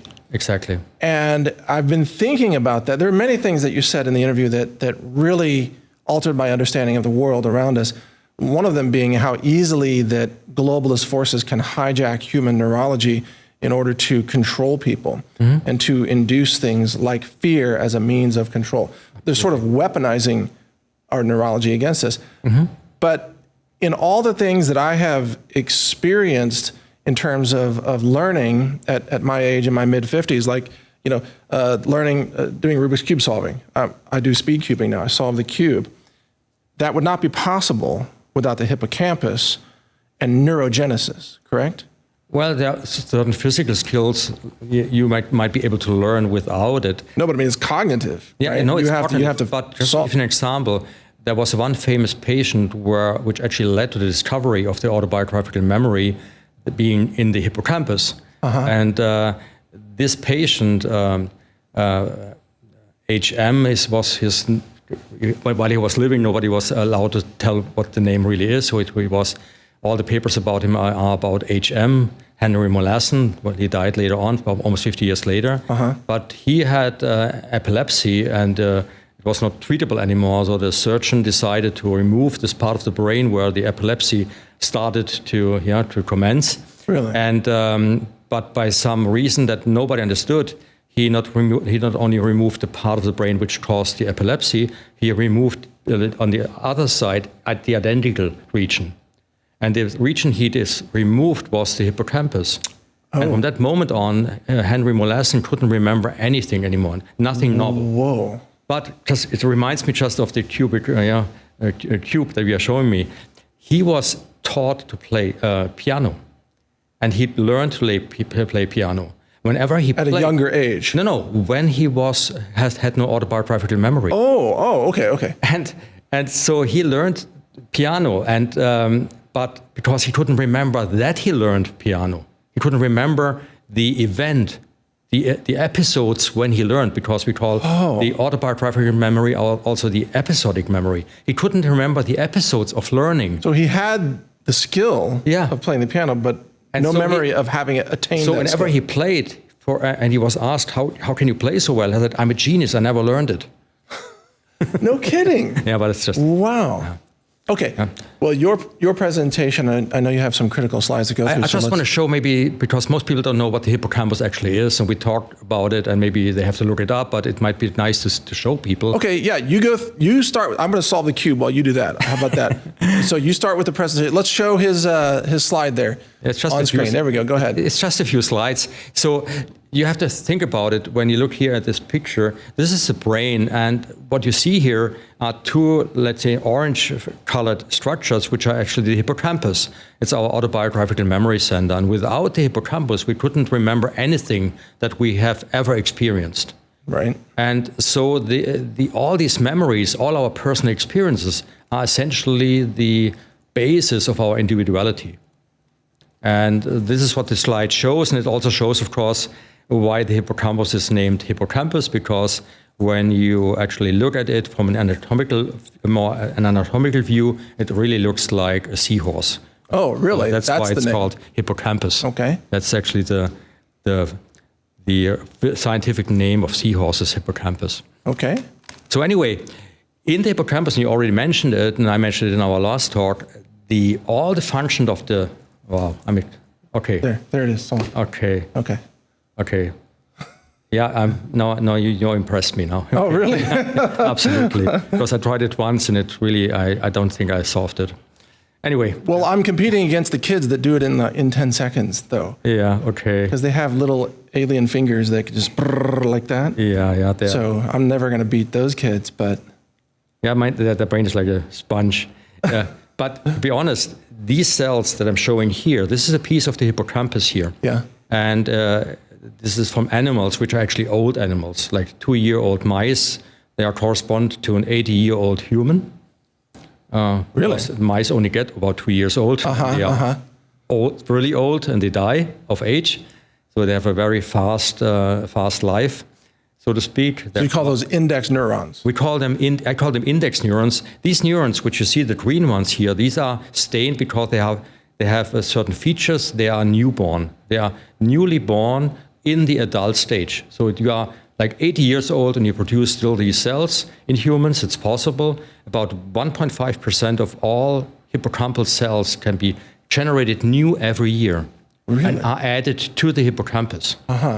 And you need these cells because otherwise you wouldn't be able to memorize new things without overriding previous experiences. And these nerve cells are required to retrieve the information once you have stored them. So every day you store information in the hippocampus, and you store when you have learned something, what you have learned, where you have learned it, and how it felt. Very important. The emotional impact. Without emotion, you wouldn't memorize anything. The emotion is really the key for things to enter the hippocampus and stay there. So this is why strongly emotional events make a much stronger imprint on the neural network. That's actually used against us. If you have the fear-mongering, then everything will be memorized. Right. And if you memorize it without the presence of index neurons, then you start overriding. This also, I think, doesn't explain why so much of marketing and advertising is all emotional. Absolutely, without instead emotion. of informational. They're not telling you, oh, here's a car, and here's the car's properties, and here's why it's better. Now it's just, you should feel good, and then here's a car. Exactly. So what you have to experience and the emotion doesn't stay in the hippocampus. Every night it's uploaded in the neocortical, let's say, hard drive. Really? And only the location and the time stamp of the memory stays in the hippocampus. And this time and the location neurons, the space neurons, the time and the space neurons, they together form an index for the memory that has been uploaded and be retrieved again. Oh, interesting. And these time and space neurons, these are the green ones you see here. They are newly born ordered every year, and they essentially are required to memorize when and where we have learned something. So if you block this production, you stop memorizing things, and if you block it for a long term, that's what you see in Alzheimer patients. They suddenly don't know how to get home again from where they have been. You know, let me ask you something. They have no feeling anymore for time and space. I often listen to audiobooks when I'm doing work on my ranch. And I might be driving a tractor, driving a vehicle. And then I hear something in the book. My brain ties it to that location because the next time I come back to that spot, I involuntarily recall what I heard from the book when I was at that same spot. Is that kind of what you're talking about? Exactly. I remember about 2.5 years ago when I was working on this puzzle, what was happening to us, the world society in the last 4 years, since 2020. And I spent 2 years figuring it out, and I didn't come up with the final idea. And I remember it was almost like yesterday. I stepped out of a shower in a vacation home we had in the Cross Island in the Mediterranean, my wife and I. We just came back from a hike, I took a shower, was thinking about this whole issue, what was happening the last 4 years.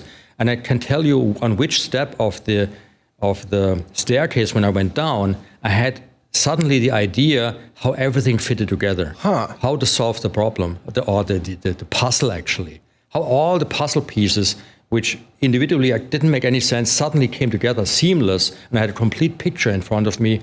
And that's what actually led me to write this book. And so that realization was so emotionally positive for you that it was imprinted into your... It's unbelievable. I mean, every second of the thought process was there, and it's tied emotionally to this staircase in this vacation home. Wow, what an incredible memory. But you know, there's something else I want to ask you in all of this. I mean, we'll get into more slides, but right now the world is really being entertained by AI, large language model systems. In fact, we're working on an LLM project ourselves too, for alternative knowledge about health and nutrition and so on. But people are so amazed by the neural network in silicon, but they forget about the neural network in here. Absolutely, yeah. You know, it's like these companies are willing to spend trillions of dollars. OpenAI has announced a $7 trillion investment, I think, in NVIDIA, microchips and everything. But and then people want to throw money at that and invest in it, but they don't want to invest in their own neural network, which is free. It's free, and it's a supercomputer. Yeah, and the problem is that the AI will learn to think better and better, while our thinking abilities will drop and drop. And the more these AI technologies will take over thinking for us, exactly, the less we will be able to do it ourselves. That's right. People will sort of use the AI systems as their cognitive surrogates. Yeah. I mean, these are space cells, and they remember when we did something. But if you just travel around with your car and you just use the GPS system and you don't watch anymore for signs and signals and anything, you just follow this screen, you have a completely different experience, and you don't memorize essentially as well as you did decades ago when these systems were not present. Right. Where you are and where you have been and how it felt to be there. And we lose a lot with technology. We lose essentially the connection to nature. Absolutely, yeah. That's why, I force myself to go into nature every single day with my animals. Yeah, absolutely. Actually, I walk my goats, actually. They love to walk with me, and we go through the forest and everything. But there's another angle of all of this that I want to bring up, which is that in Western medicine, it is a presumption that cognitive decline is a natural function. So they say, oh, it's just old age. Yeah. Well, but that's not an explanation. No, it's totally wrong. I published a paper, peer-reviewed, in 2016. It's called The Unified Theory of Alzheimer's Disease. And there I show that it's the aging is just a prerequisite because it takes decades for the disease to develop. But that doesn't mean it's the cause. Not the causative factor. It's not the causative factor. In fact, when Alzheimer's, Alzheimer in 1906 published his paper, he actually identified it as a weird disease. He didn't see something like this before. And I can tell you people aged 70 to 80 years at that time already in large quantities. Yes. Sufficient quantities that we should have seen hundreds of thousands of Alzheimer cases if the rates of Alzheimer's have been like today. Right. And in fact, in textbooks of 1940, 1945, big textbooks of neuropathology, the Alzheimer's disease was not even mentioned. And today, that makes sense. Today it's a leading disease. So, yes. So something has changed the last decades, the last 50, 60, 70 years. And I can tell you what happened. We have a decline in the production of exactly these nerve cells. These index neurons are not produced anymore, and they don't protect us anymore if they are not there. And they are our mental health system, essentially. Wow.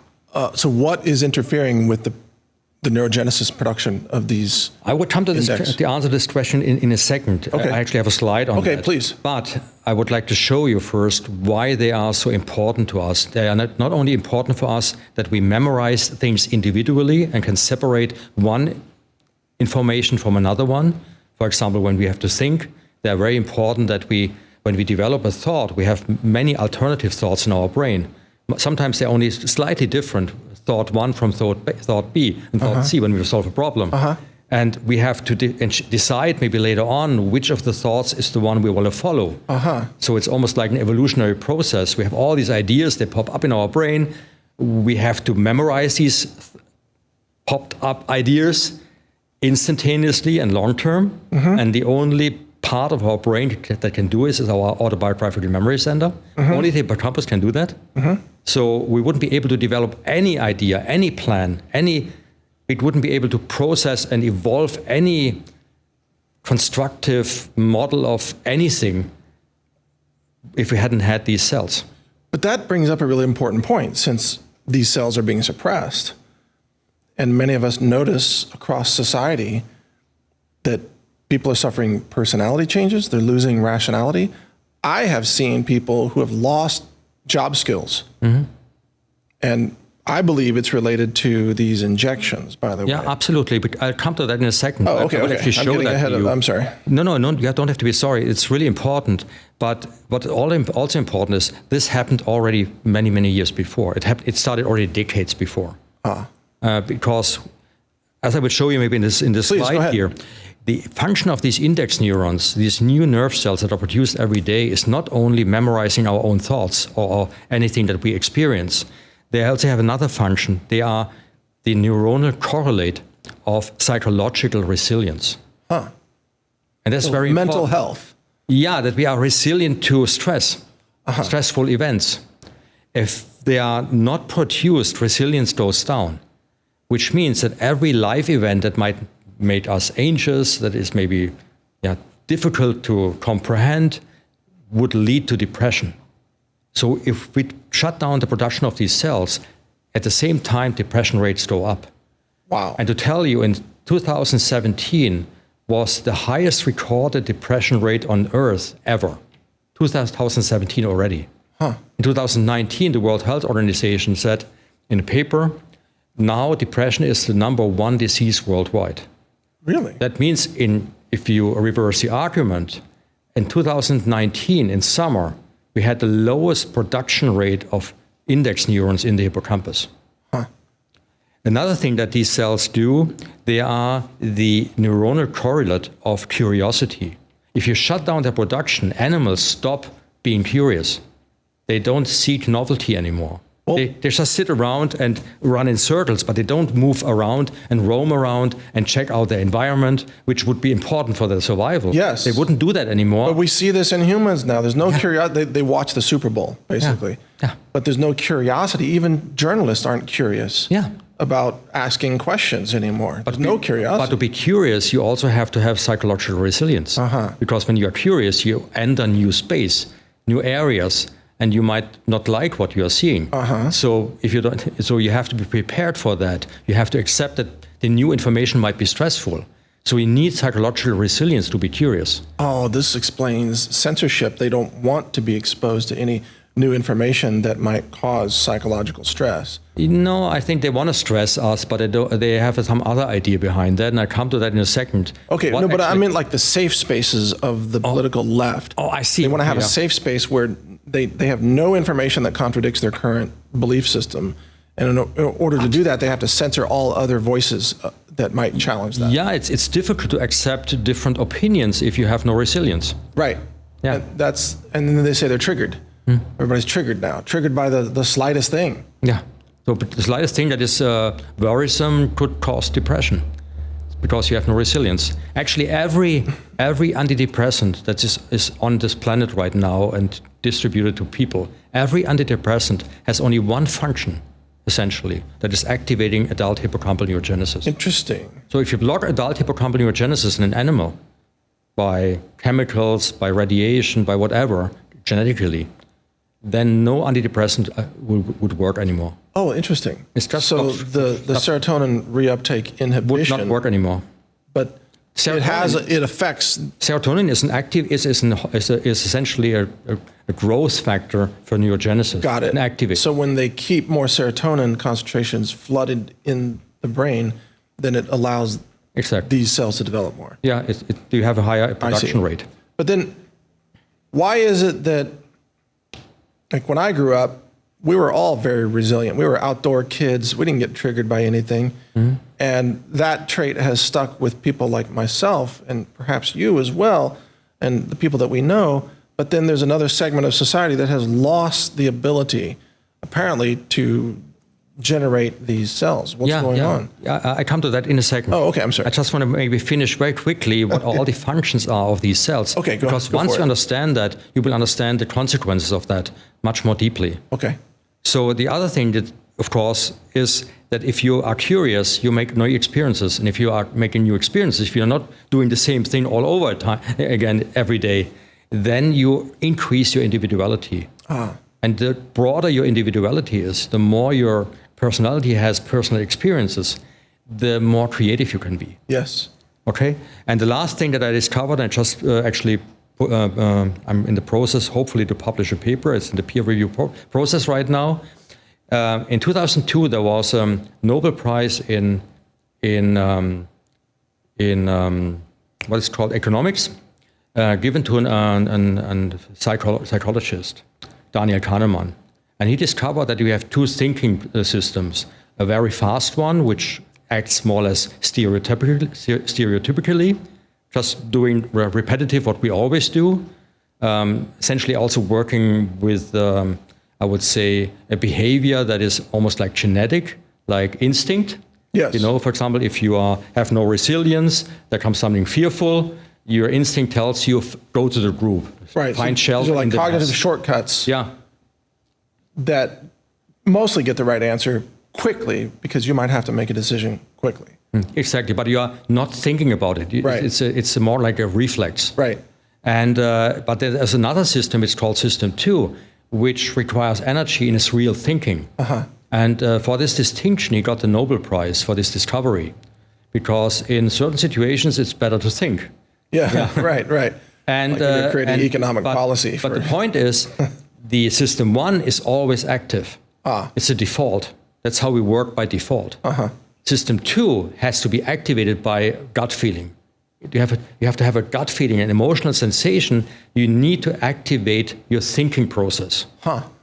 But the reason why it's not always active, the thinking process, is because it requires energy, mental energy. Yes. And it was unclear until recently what this mental energy is.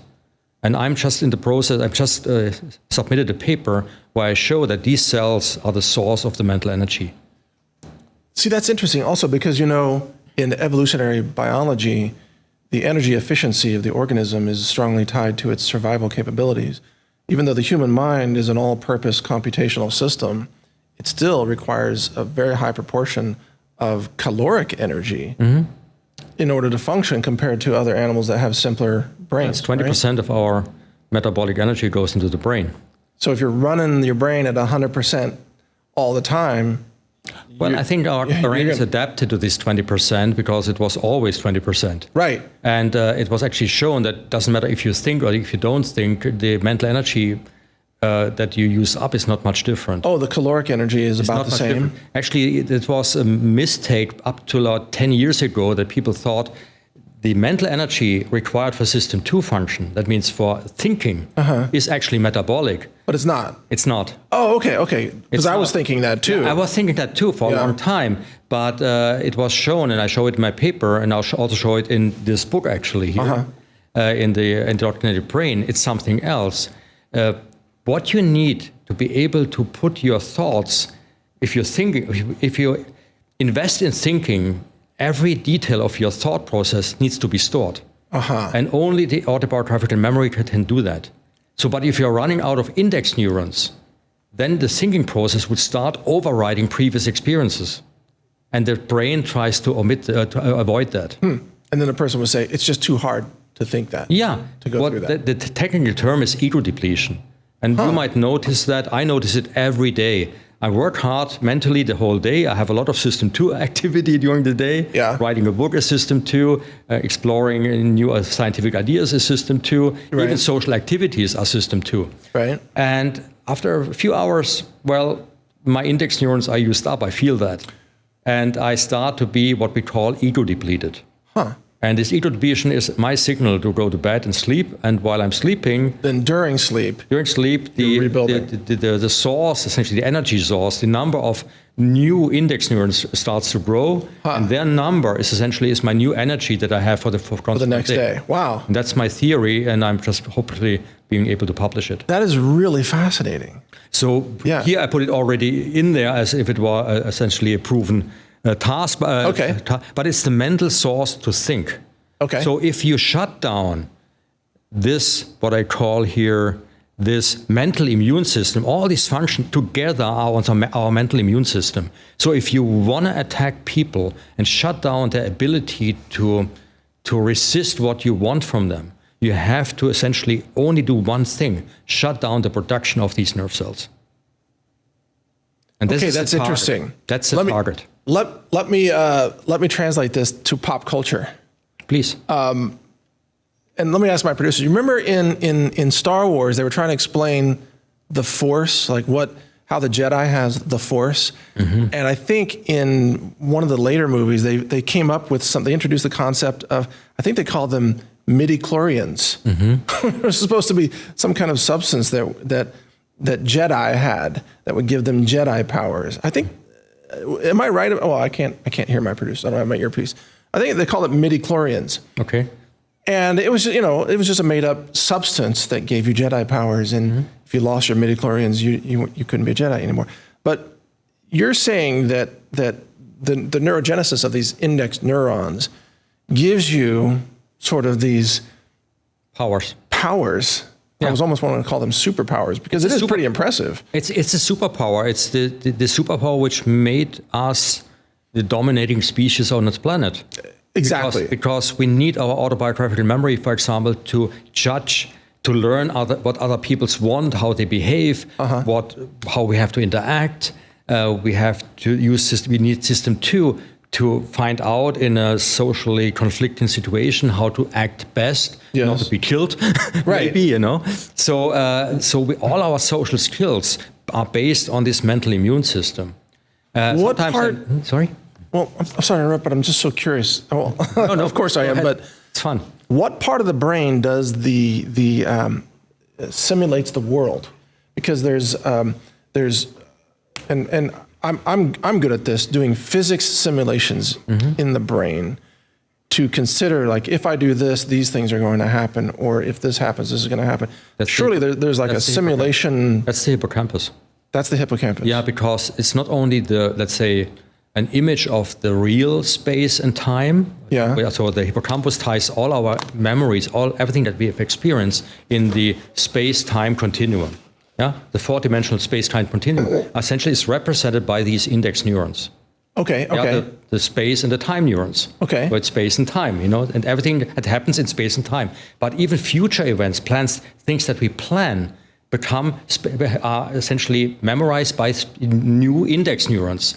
These are virtual space and time neurons of future events. And when we try to execute this future event, if we try to follow a plan, then these future space and time neurons become more and more active because we are closer to the goal. Wow. Yeah. What about when dreaming? Because when you're dreaming, your brain is creating a simulated environment, including other characters and their dialogue, and it is projecting onto them their thinking, even though they're not real, but even the physics of the world, everything, waterfalls, whatever. I mean, think about the complexity of how the brain has to generate this simulated world. Yeah, and make it conscious. And bring it into your consciousness. Yeah, and even if we dream, it's there. It's actually quite interesting. We remember a dream when we wake up during a dream. Otherwise, we wouldn't remember. So lucid dreaming. Any dream. If you have a nightmare and you wake up, that's usually why dreams are usually not very happy dreams. Because the nightmare would maybe wake you up because it's not unbearable for you what you experience. And you're saying in that moment it's still in your consciousness, and that's how you remember it. It's still in your consciousness, but it's also that the hippocampus wakes up and the index neurons start to memorize the last part of the dream. Okay. That's why you always remember the end of the dream, but never the beginning. Interesting. Well, what about one time I woke up? This happened once in my life that I remember many years ago. I woke up and couldn't remember who I was. It's like all those neurons were frozen for a moment or something. Like I did not know my identity or anything for a few seconds, and it was a terrifying moment, by the way. And then everything came flooding back, all my memories of who I am. It's almost like you boot a computer. It's like a reboot, yeah. It's like a reboot. I do this actually every morning. I mean, I'm doing it consciously meanwhile because I know how it works. And so it's essentially, I have to remember myself again. So if you think about it, the index neuron production is so essential for our mental health, mental immune system, our way to interact with others. You can really compare it. I mean, the name immune system might be interesting to explain. We have essentially two immune systems. We have one for microorganisms. That's our physical immune system, consisting of the multitude of our immune cells. And then we have, and it's against microorganisms. But in the macro world, it's not the microorganisms that actually bother us. It's usually macroorganisms. And as you can imagine, they come usually on two legs. And they play mind games with this. Yeah, absolutely. Yeah. And the only way to counter their attacks against us is essentially that we engage in thinking and be socially active. And it would go even a step further. It's not only the mental immune system of a single person, since personality and curiosity and individuality is every human being is almost like an immune cell in itself. So these cells in each human create individuality, and all the individuals together have essentially a social immune system against social attacks against the society. Well, no wonder thinking is under attack and individuality is under attack. If you want to dominate a society, you have to attack the index neuron production in each individual. Wow. So is that what, fluoride in the water supply? Is that one of the things that suppresses it, or what? Yeah, they actually inject stuff in the meanwhile that suppresses it, and I'll come to that in a second. Okay. But I just want to make a note here that what you're talking about, which I think is really profound, is that the battle space of our world right now is cognitive. Yeah, it's happening here. It's happening in the hippocampus. In the hippocampus. That's where the warfare is taking place. Is essentially the target of the war. This is where the war takes place. Because, and this is why I would guess that we see, like in the wars that we're having right now, we're seeing around the world, the governments are no matter which side, are pushing out just propaganda and lies constantly. There's no real information, but it's all being pushed through controlled narratives and through media that's designed to say to you, don't think for yourself. Yeah. Don't question anything. You're not an authoritative source. Here are the authoritative sources. You should trust them and believe them no matter what, which means don't think for yourself. Yeah. It's even worse. And come to that in a second. Okay. It's really even worse than that. Okay. And why this is happening, why they need to check that only a certain amount of information, a certain level of information is actually coming through. Wow. It's about installing essentially a new operating system in our brains, and this operating system shouldn't be interfered by either previous knowledge or by alternative views. Okay. So if you want to install if you want to modify the brain and you want to have people with a certain modified brain, then you need to control what goes into this brain. Yes. I think it's obvious. And that's where it's narrative control and censorship of alternative views, and you can't question the science, etc. Exactly. And we discussed already I mentioned already, this happened already years before. It started years before. If the psychological resilience is down, we have a high likelihood of developing a depression. It's not a depression per se, but we cannot cope with life events and so good. And if we don't cope with them well, then depression is more likely. So depression is essentially a clinical marker for a reduction or a blocked neurogenesis. So it's almost like in a reverse relationship. And it's causal. This is why I never suffer from depression. I guess you wouldn't. I've been blessed with like really good neurogenesis or whatever. Yeah, I mean, even if something really bad happens to you, I mean, there are things that could really put everybody maybe in a depression. Yeah. But it's more likely that you maybe come out of it somehow. I would joke about it. What I would do. No, I mean, many things happen in my life which I don't like, Yeah. I mean, a grandchild of mine was just born in the summer and lived only for 5 minutes. I mean, it was a really traumatic life event for the whole family. But, yes. But I think we all had some kind of resilience still. We suffered, no question, but I think we all learned something out of it. We came stronger out of it as a family. And that gets back to the resilience that you're talking about. That's the resilience we need.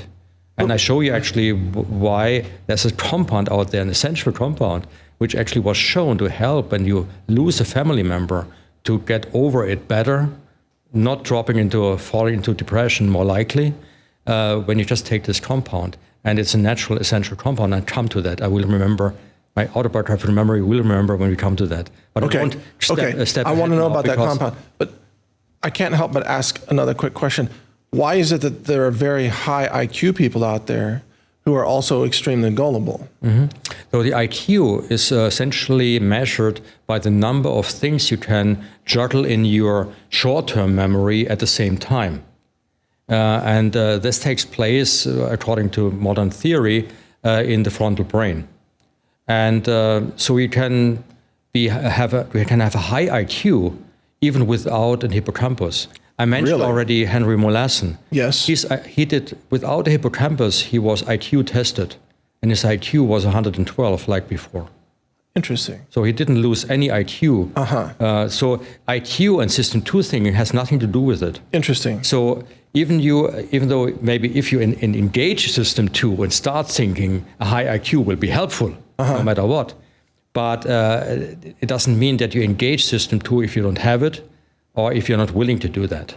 Okay. So thinking is possible, but not necessary for you to survive in our society.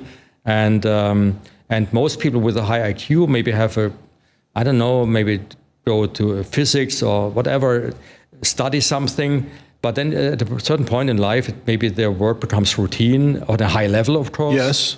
But it's not that they are curious about things, and they might have not the resilience they need to engage in real thinking, which might be controversial when it's necessary. Got it. Anyway, if you look at the growth of new nerve cells here and the growth of 1.5%, we should expect the growth of the hippocampus on our whole life. Okay. So that would be the curve here, which I show in this graphic. This is the hippocampus volume, actually the hippocampal volume of both hippocampi. When you are born, you have about 3 cubic centimeters, so 1.5. Then you have a steep growth rate during up to adulthood.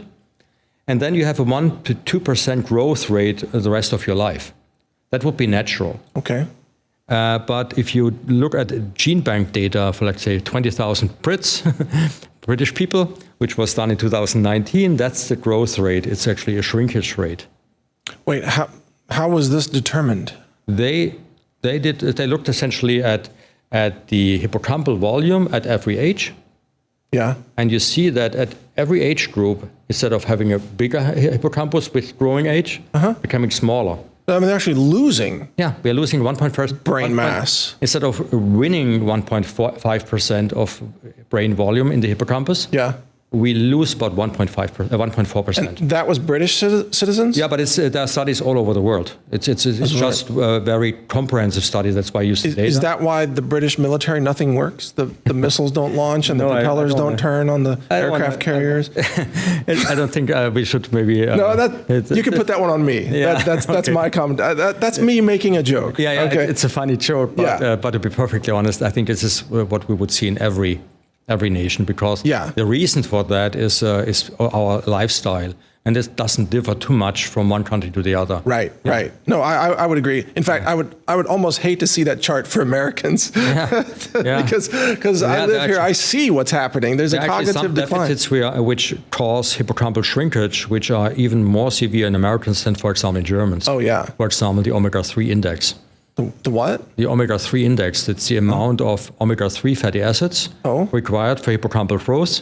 Oh. And you can measure them in the blood. Yeah. When I'm talking about omega-3, I'm not talking about what you find in canola, right. No, you're saying like an omega-3 deficiency. The omega-3 fatty acids, which I'm talking about, are the ones you find, for example, in fish. Yes. EPA and DHA. And these two can be measured. Yes. And the percentage in the cell membrane of erythrocytes compared to all other fatty acids is the index. Okay. And for example, the placenta in humans tries to produce about an index of 11% for the child that is growing in the womb. 11% is the ideal. With 11%, you have the highest hippocampal volume. Oh, no kidding. 2% is not acceptable for life. It's not. You cannot live below 2%. Germans have allowed 4.5% on average. Not 11, 4.5. And Americans are actually by 4%. And because we eat a lot of canola oil. I mean, not me, but I mean the American people. That's some of the problems that the industry tells us. Just eat canola oil. There's omega-3 because omega-3 is important. But the problem is humans cannot transform omega-3 from canola oil into DHA. Oh, interesting. It's impossible. Well, I mean, it's possible, but the percentage is below 1%. Plus, we know the seed oils tend to be really inflammatory to the circulatory system as well, not just neurology. Absolutely. No, okay. Anyway, just the consequences of that. This is frightening, this chart.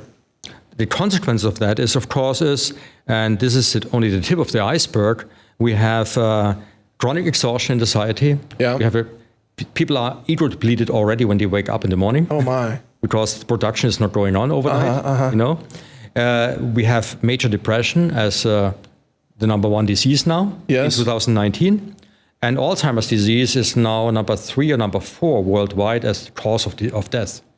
Yeah. That's wild. And Alzheimer's is a consequence of a decade long, of several decades of suppressed neurogenesis. Okay. That's why it's a disease of the higher age, because it takes a few decades before the hippocampus is shrunken too much. Actually, the size of the hippocampus, the smaller it is, the closer you're to Alzheimer's. Is that right? Actually, the size of the hippocampus is a biomarker for the progression of Alzheimer's. How many cubic centimeters is the hippocampus normally? Yeah, it's about 5. You see here in the curve, it's about 10 cubic centimeters for both of them. So about 5 to 5.5. Oh, interesting. Okay. Yeah. Wow, such a small mass responsible for such a big... Yeah, it's just a thumb essentially sticking here. Right. That's why you have to upload every evening. It's almost like an UPS stick, you know? USB stick, USB stick, where you can only memorize that you have uploaded something, but you cannot memorize the content that you uploaded without having a problem to memorize new things the next day. Wow. So the upload is very necessary. Now, this looks very esoteric, this chart here. But essentially, it shows all the areas in our life that are responsible for the growth of the hippocampus. Interesting. Every area, we need a purpose in life. Without a purpose in life, we wouldn't memorize new things.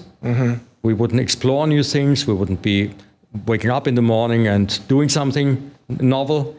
We need something that pushes us, a purpose. And when you have a purpose in life, then you give food, essentially, memories to these new index neurons, and they survive. We need social life, social activity. And when you are socially engaged, even if you look in the eyes of your dog, it was measured that the oxytocin level goes up in your brain, but also in the dog's brain. Oxytocin is the most potent activator of neurogenesis that we know of. Is that right?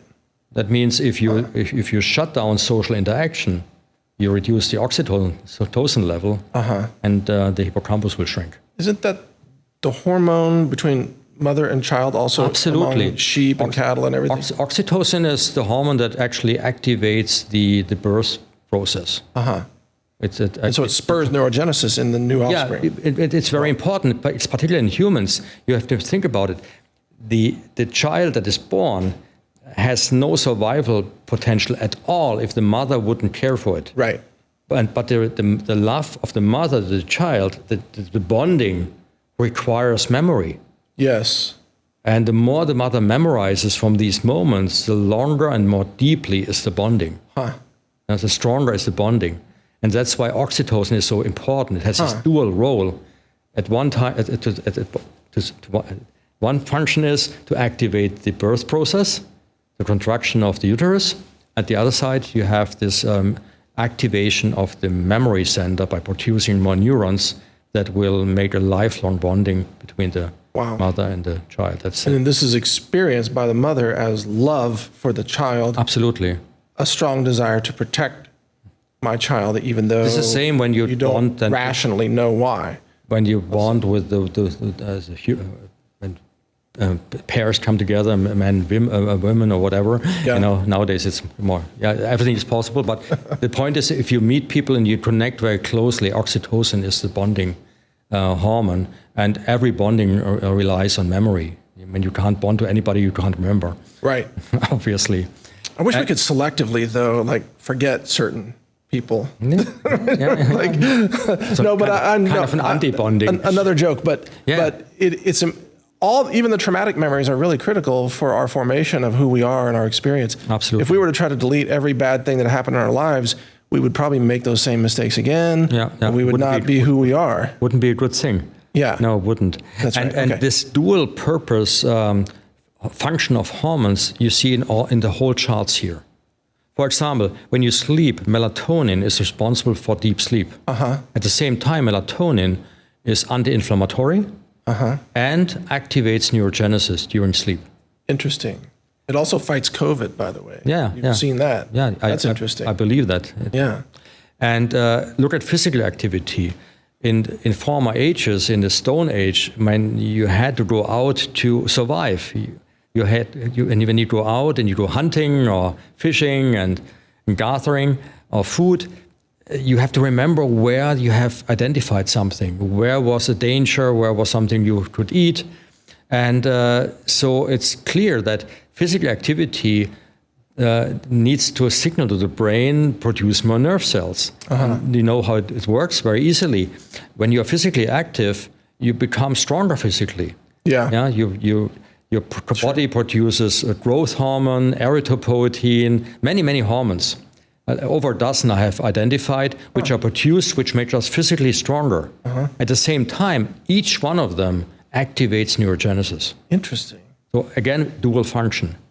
So if you don't allow people to move around, you shut down essentially this hormonal production. And that's what happened during the lockdowns, the COVID lockdowns. If you make you couldn't even go to the gym miserably. Yeah, absolutely. They were blocking people from exercising. It was crazy. So make it very quick. Okay. This is the perfect human life. Okay. This is, you have adults, the grandparents that care for their kids, for the grandchildren.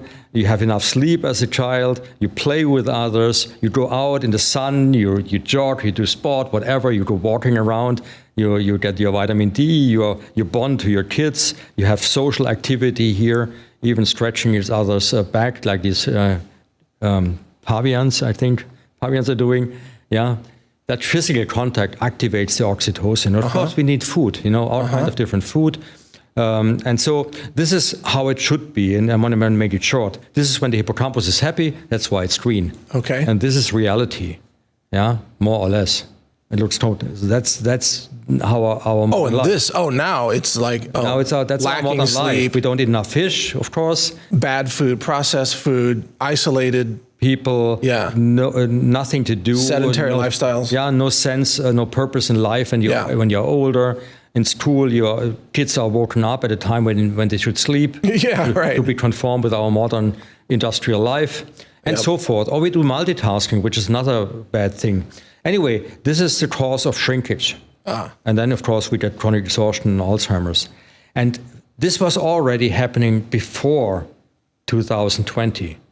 In 2019, a study was done, and it's really an interesting study. It was published in the New England Journal of Medicine. And it shows you how quickly the hippocampus can shrink. There were 8 people sent to Antarctica for an expedition. Okay. Researchers. Yeah. But they measured the hippocampal volume and different areas of the hippocampus and compared it to a group of 8 people who stayed at home. And after 14 months, they did another measurement. And the shrinkage rate was dramatic. Really? Just because of a lack of stimulation, because they were in an isolated indoor environment. And the front part, you see here in red are different areas of the hippocampus. In blue is the hippocampus, the same area of the control group. You see the shrinkage rate. What I circled here is the frontal part of the hippocampus. And what is that, minus 10% almost? Yeah, it's about 7% absolute and even more relative. Oh, wow. And what's shrinking here is the region that is shrunk here after 14 months is the area where the adult hippocampal neurogenesis takes place. A total shrinkage. And the researcher who actually did all this work said, for the hippocampal shrinkage, 2 major factors seem to play an important role. The first is social isolation. The second is monotony. Wow. Okay, and that was 3 months before the lockdown. And interestingly, he gave an interview a few weeks later. And here he said was something very funny. He said, with prison inmates in solitary confinement, I'm pretty sure we'd see the same thing. We'd see something similar. Okay, 3 months later, we were all in solitary confinement, more or less. And which would have the same effect.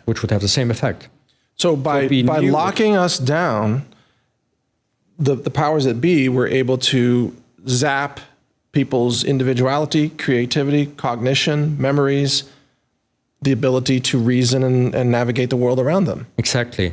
And that was 2020, the lockdowns and all these things. But our way out of the lockdowns was, the the godly sent injection program. Yeah, Right. Yeah, this what I call the spiking program. And if you look if you see this in context, I will show you now, and I will also show you this small molecule, this essential nutrient that will be very helpful to solve the problem. Okay. And I'll show this now in the next slide, and it's just takes me a few minutes, but I think it will be. I want to hear about this. Yeah. So the first thing that here what you can see is all the time we were fear-mongered. You know, we were killing our parents. The kids were killing their grandparents if they don't obey the rules. Rules, and it was always devastating what would happen if we don't follow the rules. And so we had what we experienced is what we call pre-traumatic stress. There was actually a paper published by the Gates Foundation, a research paper, showing that if you do fear-mongering, you produce the same effects like if you had experienced the traumatic event in real life. Wow. When you experience a traumatic event, you develop what we call a post-traumatic stress syndrome. Mm-hmm. And the hallmark of a post-traumatic stress syndrome, besides strong depression, is the shrinkage of the hippocampus. It's a hallmark. You have a very, very small hippocampus when you suffer post-traumatic stress syndrome. And what the paper showed by the Gates Foundation, if you do fear-mongering, the same thing will happen. They called it pre-traumatic stress syndrome. And they probably called it a feature. Yeah. Like the mission accomplished. And how it happens and how it works, I show here. How you actually can do, how fear-mongering leads to a shrinking hippocampus. And it works like this. The pre-traumatic neurotoxic stress in response to fear narratives leads to the leakage of molecules from the neurons into the extracellular space. And what's leaking here are molecules which shouldn't be outside of the neurons, and they are recognized by receptors, immune cell receptors, as a signal that the cells are damaged. No kidding. It's obvious, you know. Even you have something outside of a cell which shouldn't be there. Right. Okay, the cell must be damaged. Okay. And it's a danger receptor that recognizes it. And the leaked molecules, there are several different ones, heat shock proteins, high mobility group molecules, which are used to control how the DNA is folded and so forth. Okay. So molecules which shouldn't be outside. Anyway, these molecules are outside and are called DAMPs, danger-associated molecular patterns. And they are recognized by a receptor which is called TLR4. This receptor here is on an immune cell, which I show here, in the brain, which is called microglia. So there are stationary immune cells in the brain, which are essentially checking the brain that there is no toxin coming in, that there is no bacteria coming in, no virus coming in, that if there's a damage to the brain, activating the immune system to fight the damage or to fight the pathogens. Okay, so when TLR4 is activated by neurotoxic stress, it leads to a cascade of events that ends in the nucleus of the cell, and it activates the transcription of pro-inflammatory cytokines. No kidding. And the pro-inflammatory cytokines that are produced, like interleukin-1 beta, interleukin-6, TNF-alpha, and many, many others, it's a long list, they all are known to be potent inactivators, blockers of neurogenesis in the hippocampus. So this is a cytokine storm in the brain. It's a cytokine storm. It's actually the same cytokines that are produced by the spike protein in the body when you are not having sufficient quantities of vitamin D in your blood. But this can be induced only through fear. Fear-mongering. Not only. I come to another point where I mean, this, like, fear alone can induce this. Exactly. Now, of course, there are also foods and there are chemicals and toxins, but fear alone, which is really tricking the person into poisoning their own brain. Absolutely. Yeah. Wow. Yeah. This is happening, and when you know now from the functions of the adult hippocampal neurogenesis, if you block it, then in this situation, your psychological resilience drops. So you have reduced psychological resilience.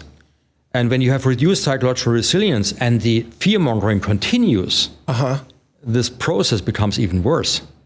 It's a cycle, a vicious cycle of neuroinflammation that you are entering now. And this is the major cause of chronic exhaustion, depression, and Alzheimer's. So I predicted in 2020, and I published a book on that we will get an increase. It's called the exhausted brain. It will be hopefully translated in English soon. But you will find everything in the indoctrinated brain in short summary, so to speak.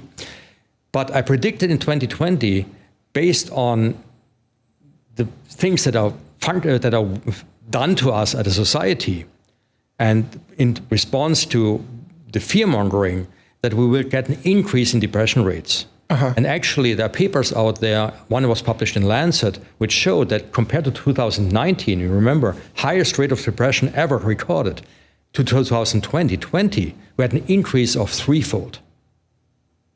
In Threefold? Threefold. So we had a dramatic increase in depression from a high level already, and this is the cause. This is the cause. This vicious cycle was essentially exacerbated. It was like, massively activated and pushed. But are you saying that you think this is from all of the fear that was associated with the pandemic? Not only the fear. I mean, you remember the slide I showed you with all the areas. Yeah, the isolation and everything. The isolation took part, which dropped production of neurogenesis. We didn't get enough physical exercise. The food changed dramatically. People didn't eat well anymore. Then the purpose of life of many people disintegrated, of course. Social interaction. You could only hug your family members through a piece of plastic. Remember that? Yeah. People did that.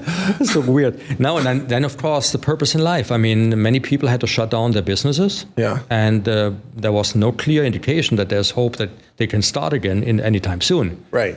So all these things together, sleep essentially quality dropped dramatically when every evening you hear in the prime news what's going on in the world, how bad it is, even though it was never that bad as it was, told.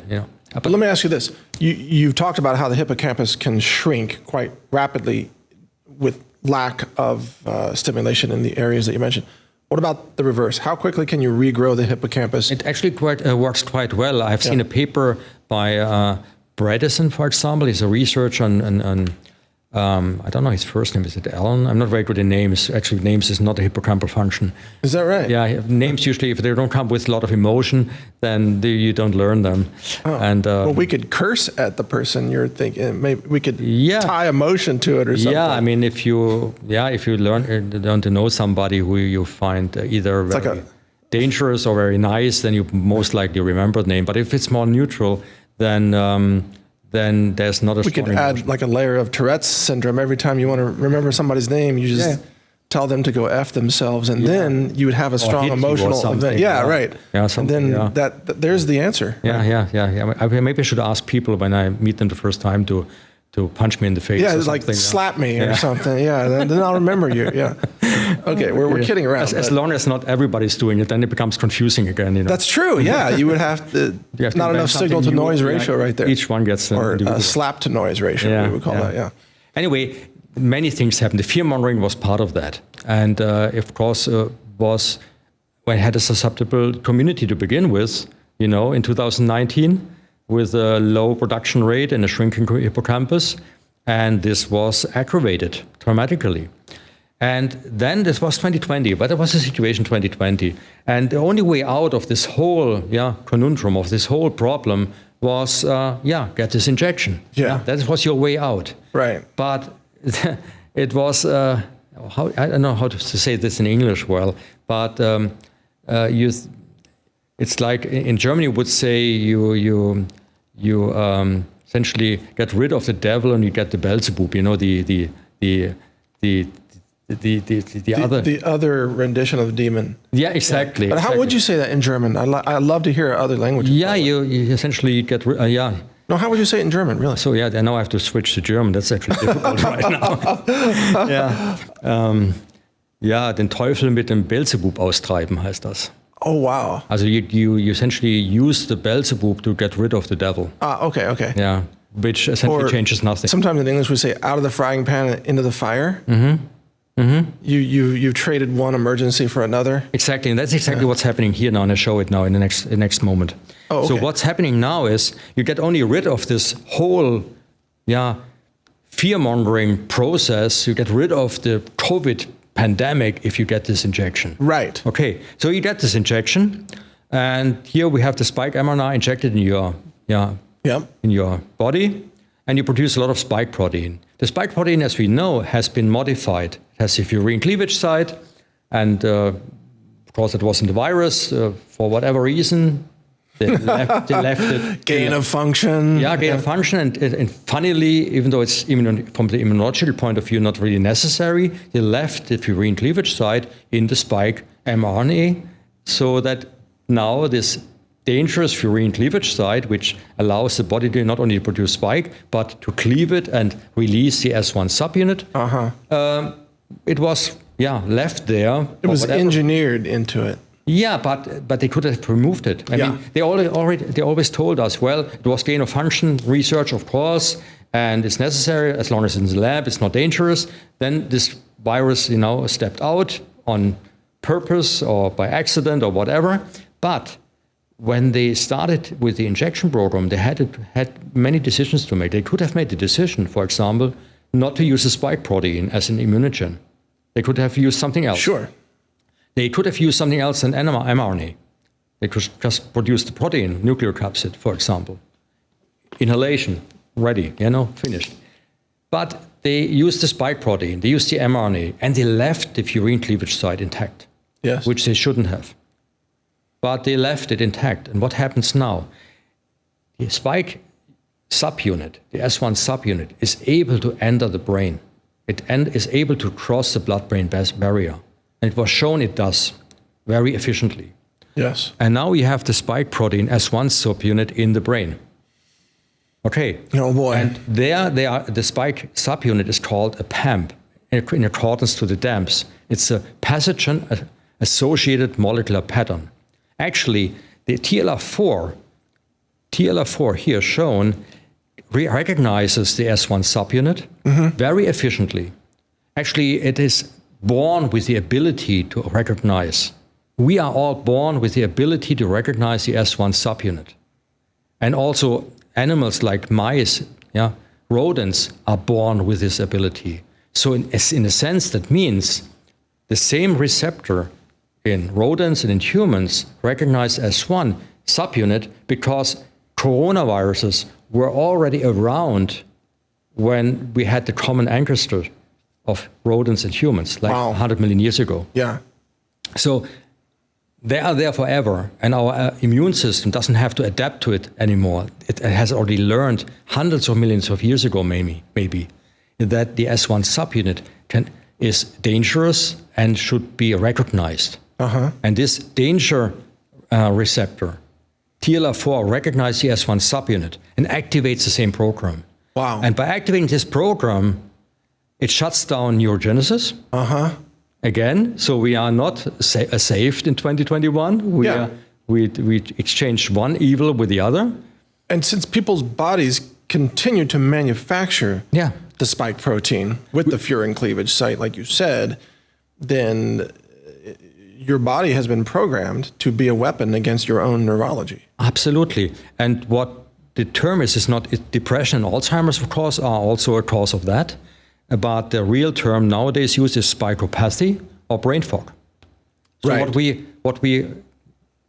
when we talk about post-vac in the brain or long COVID after infection, it's nothing else than the S1 subunit activating TLR4.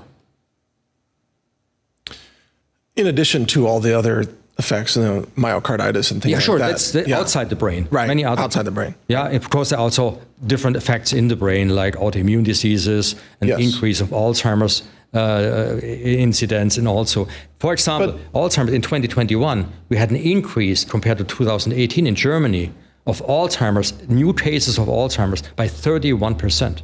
Wow. And usually the cutoff age that I learned in med school for Alzheimer's is 65. besides the 31% increase, we had 100,000 new cases. That's 1/3 of all the cases below the age of 65. Wow. That means we had a dramatic acceleration of Alzheimer's, because Alzheimer's is not caused by age, it's caused by this disease process. So if this disease process is aggravated, we get an acceleration of the Alzheimer's process, meaning people get Alzheimer's younger and will die younger. But this is also why Big Pharma is celebrating all the future revenues from Alzheimer's drugs. Sure. Right? Sure. So the same companies create the spike protein jabs. And they know it's going to cause a whole generation of Alzheimer's, early on Alzheimer's. And then they're going to profit from that too, because they can keep people alive biologically. I would say it's a win-win situation, isn't it? For them, yeah. It's a win-win situation. So what's this compound that helps? The natural compound, the natural inhibitor of GSK3 beta, you see GSK3 beta is activated by TLR4, which then activates NF-kappa B and so forth. So this is a signal molecule. It signals from the cell surface, TLR4, to the nucleus. Okay. GSK3, yeah, it's actually GSK3 beta in the brain. And GSK3 or GSK3 beta has a natural inhibitor. The natural inhibitor, I show here, is lithium. Oh, fascinating. Lithium is the only substance at low molecular levels, like 1 milligram, which is sufficient to actually stop the Alzheimer's progression. Wait, 1 milligram per what? Per day. Oh, per day. It's 1 milligram per day. You need only very, very low amounts. And but it's only present at really trace amounts in most foods, though. Yeah, exactly. You need certain foods that have actually a milligram. And what I found is that fish, but only fish from the ocean, or mussels or whatever, fruit of the ocean, so to speak, has because the lithium content in the ocean water is 100 times higher than in fresh water. Sure. Well, I would imagine, or even greater than that.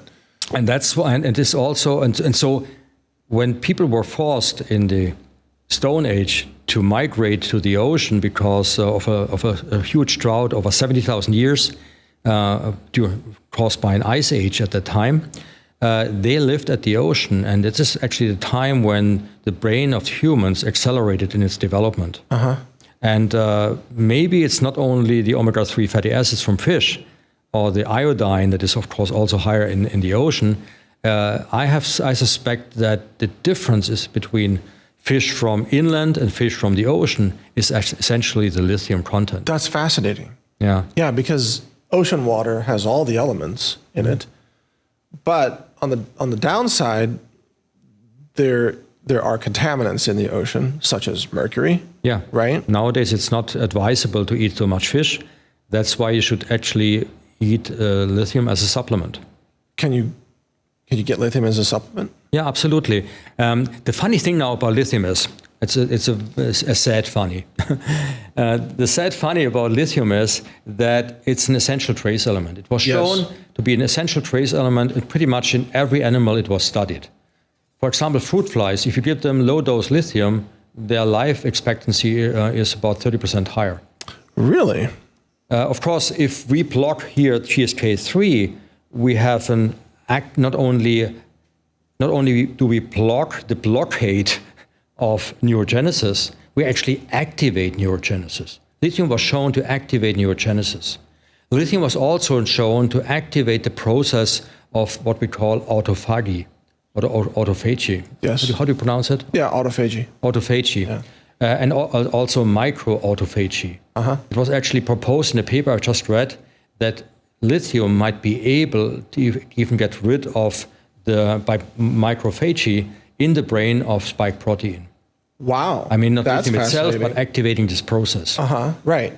And and of course, in processed foods, sorry to interrupt, but in processed foods, there's virtually no lithium. No.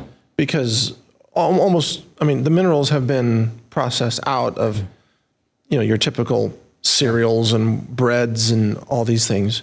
So when I published a book on corona and corona syndrome, where I tried to help people to prevent the disease, of course, the major part was vitamin D. You need to raise your level. But I also knew from the cytokine storm, which is activated by this process, that if you can block the cytokine storm by lithium. So I told people, eat lithium, and at the essential dose of 1 to 2 milligram. And in 2022, a paper came out. People with severe COVID, severe enough that they had to go to the hospital, were essentially treated, standard therapy, but they were randomized into groups, and one group got lithium.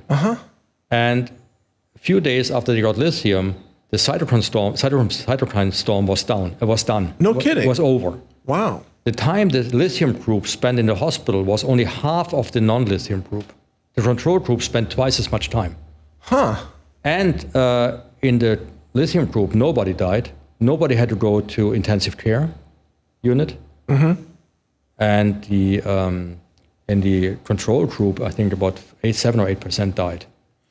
Well, see, that's fascinating because lithium, I mean, of course, it's a very, very light element. It's well represented in the Earth's crust. And of course, it's used for batteries now, right? I mean, lithium mining for industrial use is very widespread. And yes, you can see we need it for our mental battery. We need it for our mental health as well. Now, aren't there a lot of like natural spring waters that are naturally higher in lithium? Yeah, if they are usually of volcanic origin. Oh, interesting.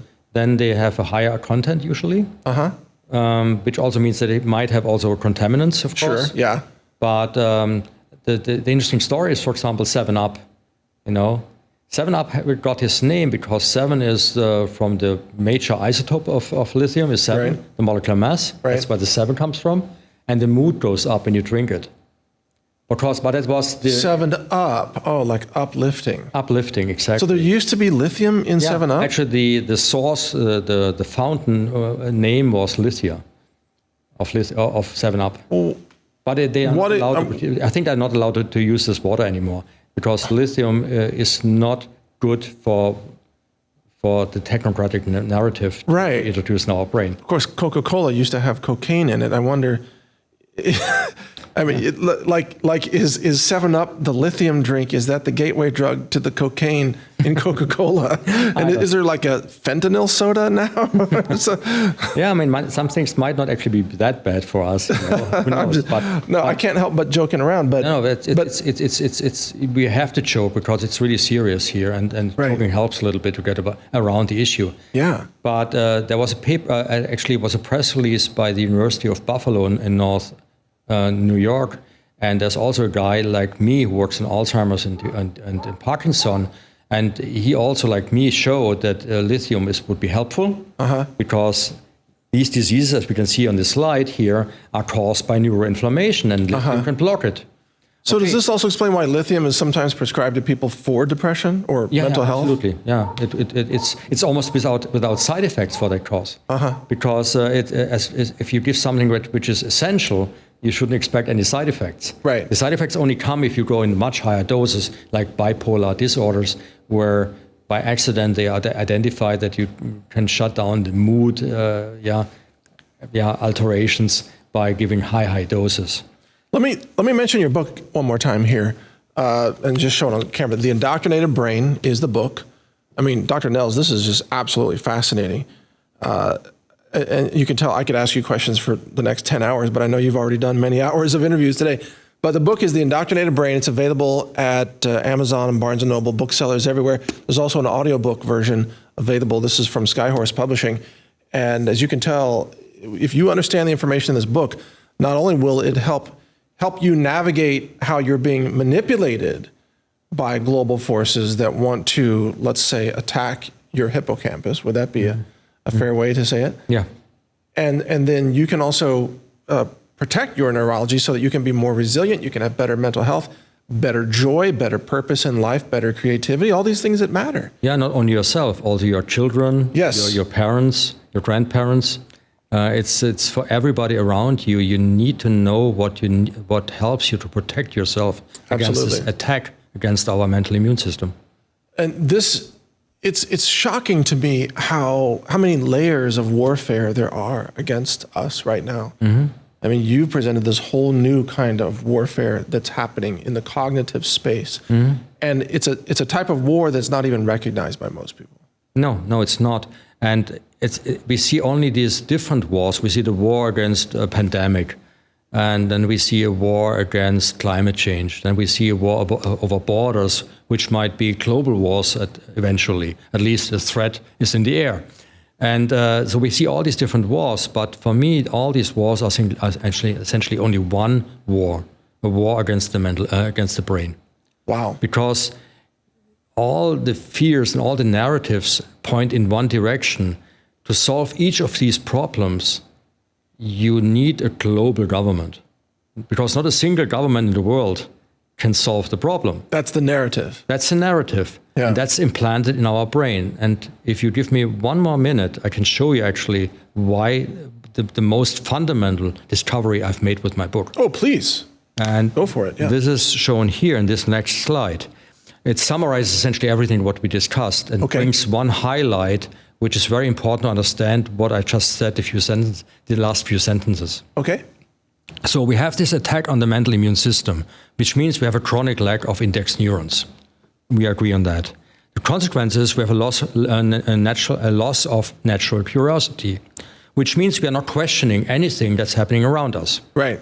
And we know that people stopped questioning. They did. They stopped questioning. They just went along with everything. So and they accepted dangerous, nonsensical orders. Right. Like lock down your children, wear a mask all the time. Or inject the stuff in your children if you are not endangered. You know? It's crazy. It's absolutely crazy. Then we have a weakened psychological resilience. We discussed it in length.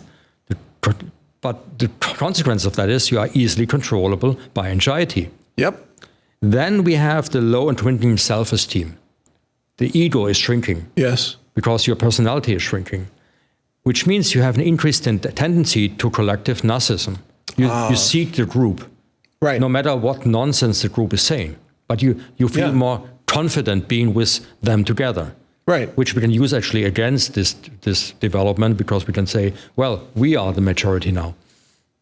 Then they will follow us immediately. Oh, well. Yeah, well, that's a... But we are not the majority. No. Well, the others were never the majority with them.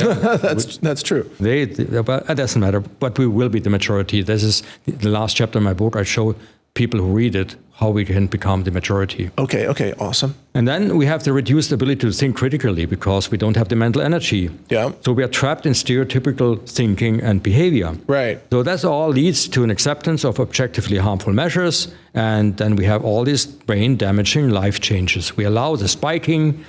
And the spiking is not the end. I mean, there are at least 8 additional mRNA vaccines on the way. Oh, yes. Yeah, and we were told it's all necessary and we will accept them under these conditions. And we're told that the WHO will make you take those. Yeah, absolutely. And we will accept it because all the deaths of this disease, of COVID, can only be prevented in the future in a similar situation if we give the total control to somebody else who, for whatever reason, told us not to take vitamin D. By the way, your European neighbor, France, as you know, has now criminalized the speech that you have been giving here today. I know. It's criminal. In France, you could go to jail up to 3 years for questioning the mRNA jabs. Yeah. That's on the books right now. So, but that's part of enforcing this whole system, isn't it? It's fortunate when I'm flying home, actually, we are not landing in France. We are actually jumping over them. Oh, they might arrest you. Yeah. If you had it. God. But what about in Germany? Aren't you afraid they're going to pass a law like this in Germany at some point too? Everything is possible. Would you have to escape? What would you do in Germany? What would you do in the United States? Same thing. I would not. I would stand my ground. Yeah, exactly. That's my answer. Okay, and we can do nothing else. You can't silence me from speaking the truth. No. But we have the First Amendment, and I don't believe that Germany has any equivalent. Free speech and everything we have also. I mean, we are not such a small minority anymore. Yeah. I mean, the number of people who think and doing this to us is much smaller than the group of people who think who are against it. You are correct. Yeah. You are correct. And between us is a majority still who is not willing to think, but we can make them think. We can help them to think. That's a really good point, that it's actually, just like we've been doing here today through your presentation and your book, you are reshaping the cognitive battlefield by teaching people how the war is actually targeting them. I mean, the book that inspired me to write this book actually was the Schwab's book, COVID and the Great Reset. Oh, really? And because I realized why this is all happening. And I come to this actually in this slide. Okay, go ahead. And I'm sorry, I keep interrupting you. No, it's no problem. But if you have enough time. But the point is, I had to write a counter narrative, a humane counter narrative, something that is the alternative to what he is proposing. And if this proposal is useful for people, it might prevail. Okay. So anyway, what we're having here is now a vicious cycle of indoctrination. But the indoctrination process is not stopped here. The idea that I had, and I come back to the beginning when I told you when I walked down these steps in the Cross Island in this house that we rented, the idea that I had is what happens actually if you have no index neurons like I show here, and you still have to remember all these narratives. What will happen to your brain? And as I show here, what will happen is, and I mentioned it already, you have an overriding of the remaining index neurons with the fear narratives. That's the hack. That's the hack. Wow. You override it. You essentially put in a new operating system. Exactly. Erase the previous one. Our culture is pretty much erased. Our individuality will be erased. And the consequence of that is you will lose individuality, and the technocratic narrative, whatever it is, becomes a defining part of your personality. Do you think it's a coincidence then that right now Google's AI system is erasing all white people from history, the memory of human history? Yeah. I mean, isn't that a metaphor for what you're talking about? It's identical. It happens in the outside world and happens in the inside world here in our brains. I mean, a generation from now, people could live in a world where they think that there were no white people in history. White people? Yeah, really? I mean, whatever, quote, white people means. Yeah, okay. You know, it's a loosey-goosey definition. But censorship is a big thing, and the European Union just stated that the hugest pandemic we have is misinformation. What they actually mean is what we are talking here about. This is misinformation. They claim that, yeah. Yeah, they claim that. Right. And their biggest fear is that our information interferes with their idea to reprogram humans. Right. Exactly. So, perfectly stated. So anyway, we have this loss of individuality, and what this leads to is a culture-damaging life change. We accept the global technocratic dictatorship in such a situation, and the installation, what I call an AI-controlled social operating system. And we all know people who worship that at the same time. Yeah. They will worship their jailers. It's their way out. Obedience to the system that's destroying them. Yeah, but it's their way out, and we have to make sure that they understand what's going on, and I think we have still time, but the time is running out. We have to be quick. Wow. What if we could secretly drop lithium into the water supply? Yeah, that's one of the reasons I pushed lithium. I want to write a book about this. The title might be Lithium for Life. Yeah. But and I'm going to write this book because it has many other aspects besides this one here. It's worth writing a book about it. But I actually decided for myself, the most important chapter maybe for the time being is how lithium can interfere with this process. So I put this on my Substack, on my website, and everybody can access it. Okay. So we can add all the What's your website again? It's michaelnels.com. Oh, okay. Michael-Nels.com. Michael-Nels, N-E-H-L-S. Yeah, but you find me also on Twitter and X, you know. Yeah. Just Nels, N-E-H-L-S, M-D. Yes. Nels, M-D. And of course I have a Substack, but you can find that by all these ways. And yeah, you find all the information on lithium. And it was very important for me to put this out because doctors in Germany have to prescribe the essential dose. Because it's not allowed to put it as a supplement out. Well, we see that across the European Union, this war on supplements. It's crazy. It's totally crazy. Even on vitamin C. Yeah, absolutely. Vitamin D, they would love to. The New England Journal told us in 2020 on a paper that was crazy. We could spend half an hour just talking about the craziness of this paper. It's totally absurd. But the result of this paper was that the editors of the journal made what they called a decisive verdict on vitamin D. And in this decisive verdict in vitamin D, that's the New England Journal of Medicine, saying that humans with deficit of vitamin D don't need vitamin D. That's crazy. You should stop taking vitamin D. Doctors should stop measuring vitamin D. And, wow. And people should stop wasting money investing in this supplement. That is so disastrously damaging to humanity. Yeah. So humankind has made an evolutionary step. We are an essential vitamin, which is essentially required to produce an essential hormone. It's not essential anymore. Well, but in order to survive, we need the yearly jab. Right. But I mean, we live in a world of imaginary biology. I wouldn't be surprised soon the New England Journal of Medicine says men can have babies. Yeah, it's maybe even possible. Arnold Schwarzenegger showed it, didn't he? I probably. Yeah, I did. There was a movie. He showed it. But it's imaginary biology that they're pushing, and then they accuse us of having misinformation. I mean, how crazy is that? Okay, a couple other things before we wrap this up. And by the way, I'm very honored that you stopped by here because, I mean, you traveled all the way from Germany to come to the States, and you've been on several different shows, and I'm really honored that you would come to our studio and share this time with us. I know you're probably exhausted. You've done a lot today already.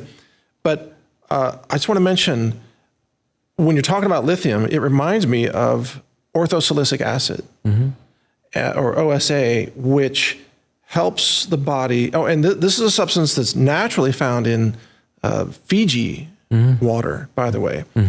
But you can also get orthosilicic acid, I believe, as a supplement. But it binds with aluminum in the blood, forming a much larger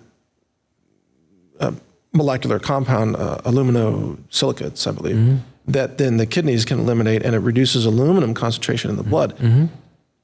I had thought that high aluminum concentrations were also associated with neuroinflammation. It does. Okay. It does. This is why, for example, all the injections children become when they are in the first year, second year, third year, even to get permission to go to school, they had to get certain jabs. All these vaccines contain certain quantities of aluminum. As adjuvants. Yeah, this is not good. Yes. It's not good. Is it possible then that the aluminum could provoke even more degeneration of neurology in the absence of lithium or vitamin D? Yeah, I mean, there are essentially effects which counter each other. So aluminum activates the inflammation. Yes. Lithium blocks it. Yes. So without lithium and only aluminum, it's really worse than having both. Right. Actually, I use alpha lipoic acid to get rid of the aluminum. Was that right? Yeah. Alpha lipoic acid, ALA. Yeah. It's used also if you have an accident, for example, with mercury or something in the industry, then you get large quantities of alpha lipoic acid. No kidding. And it's a natural compound actually produced by the body, but you can increase it. Yes. And I think it's the most natural way to get rid of heavy metals and also of aluminum. Well, that's really interesting. Okay. I'll have to check that out because I'm always interested in detox from toxic elements. Actually, if you read my paper, the Unified Theory of Alzheimer's Disease, it's part of the program. Oh, I would love to read that paper. Can you send us that link, perhaps? No problem. To my producer? No problem at all. Okay, I'd like to cover that. Yeah, no problem at all. But you find also on my website all articles on Alzheimer's, and you will find prominently my papers. Oh, okay. Well, then that's what we'll do. Okay. Is it okay? I'd like to ask your permission. Can the AI language model system that we are training, can I train it on your papers? It would influence the model. It wouldn't copy your papers. No, I have no problem with that. Okay. I would love to do that because we have many other scientists and researchers like Dr. Judy Mikovits. Her books are they're going to be used to train our model. And our model will have a lot of knowledge about nutrition and elements and detoxification and so on. So we can add your use papers. My lithium article and whatever I have. I would love to. Yeah. And that way, when people queried about lithium, the answers would tend to reflect some of your work. That would be nice because, to be honest, ChatGPT or whatever it's called. Oh, yeah. I was told by my son-in-law, who is a medical doctor, and he said he's using it for his research. Oh. And so I said, well, send me a link, and I got his link, and I put all the keywords I had in my mind working on lithium and this process here that I just described. And I hope that something comes out, because the world knowledge is there. I can tell you there was nothing that was of any value that I could use. No. All the chat GPT systems or the AI systems produced by those corporations, they follow the same narrative control as their platforms. Okay, that makes sense. We are actually producing the first model rooted in natural medicine and nutrition. Okay, perfect. Then I'm more than happy that you use my articles. Okay. Yeah, we've spent like $600,000 on this project so far. Okay. And it's going to be keep me it's posted. going to be a resource for research that people can use. Perfect. Yeah. So if I get access to it, that would be very nice. You'll be able to download it for free and run it on your own local computer. Maybe not the laptop. You need 16 gigs of RAM. I have a bigger one at home. Yeah, you run on the bigger one. Yeah. So, okay. Sure. Well, That's nice. We're all doing our part to help spread knowledge and information to empower humanity. I mean, my book would be worthless without people like you, to be honest. But we're on Team Humanity together. Yeah, absolutely. My show would be worthless without people like you. So no one wants to just sit here and watch me solve the Rubik's Cube or whatever. It's boring. It's you here. Yeah, Thank you absolutely. very much. Thank you, Dr. Nels. It was a pleasure. Pleasure to have you here today. It was a pleasure on my side. All right. Well, folks, there you go. Dr. Michael Nels, his website is michael-nels, NEHLS.com. And of course, his book is called The Indoctrinated Brain, and it's available everywhere right now. Definitely check this out.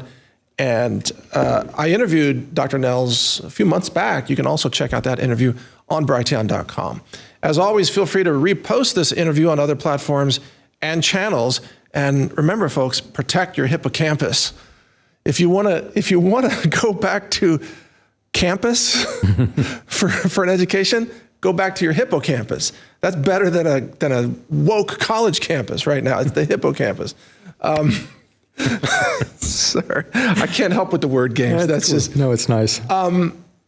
Thanks for watching today. I'm Mike Adams. Appreciate you. Take care, and feel free to share this and post it everywhere. God bless you all. Take care.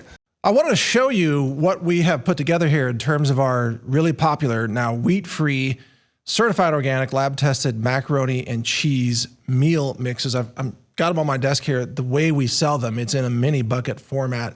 You see the bottom ones there. And inside each bucket are 3 of these packs right here, which is, vacuum packed. It's nitrogen flooded and then vacuumed in a very rugged, long-term, stable bag. This is wheat-free. It's made out of amaranth as well as quinoa. And so this holds its shape and texture and tastes really great. It's not like gritty and mushy like whole wheat macaroni tends to be. So we have this, and then this is a cheese pack that's also very durable, rugged packing. And this, no garbage, no artificial colors, no fillers, nothing like that. And in the cheese pack are very simple certified organic ingredients. Check it out. Organic white cheddar powder, organic heavy cream powder, organic butter powder, organic whey protein powder, organic onion powder, and organic black pepper powder. And that's it, folks.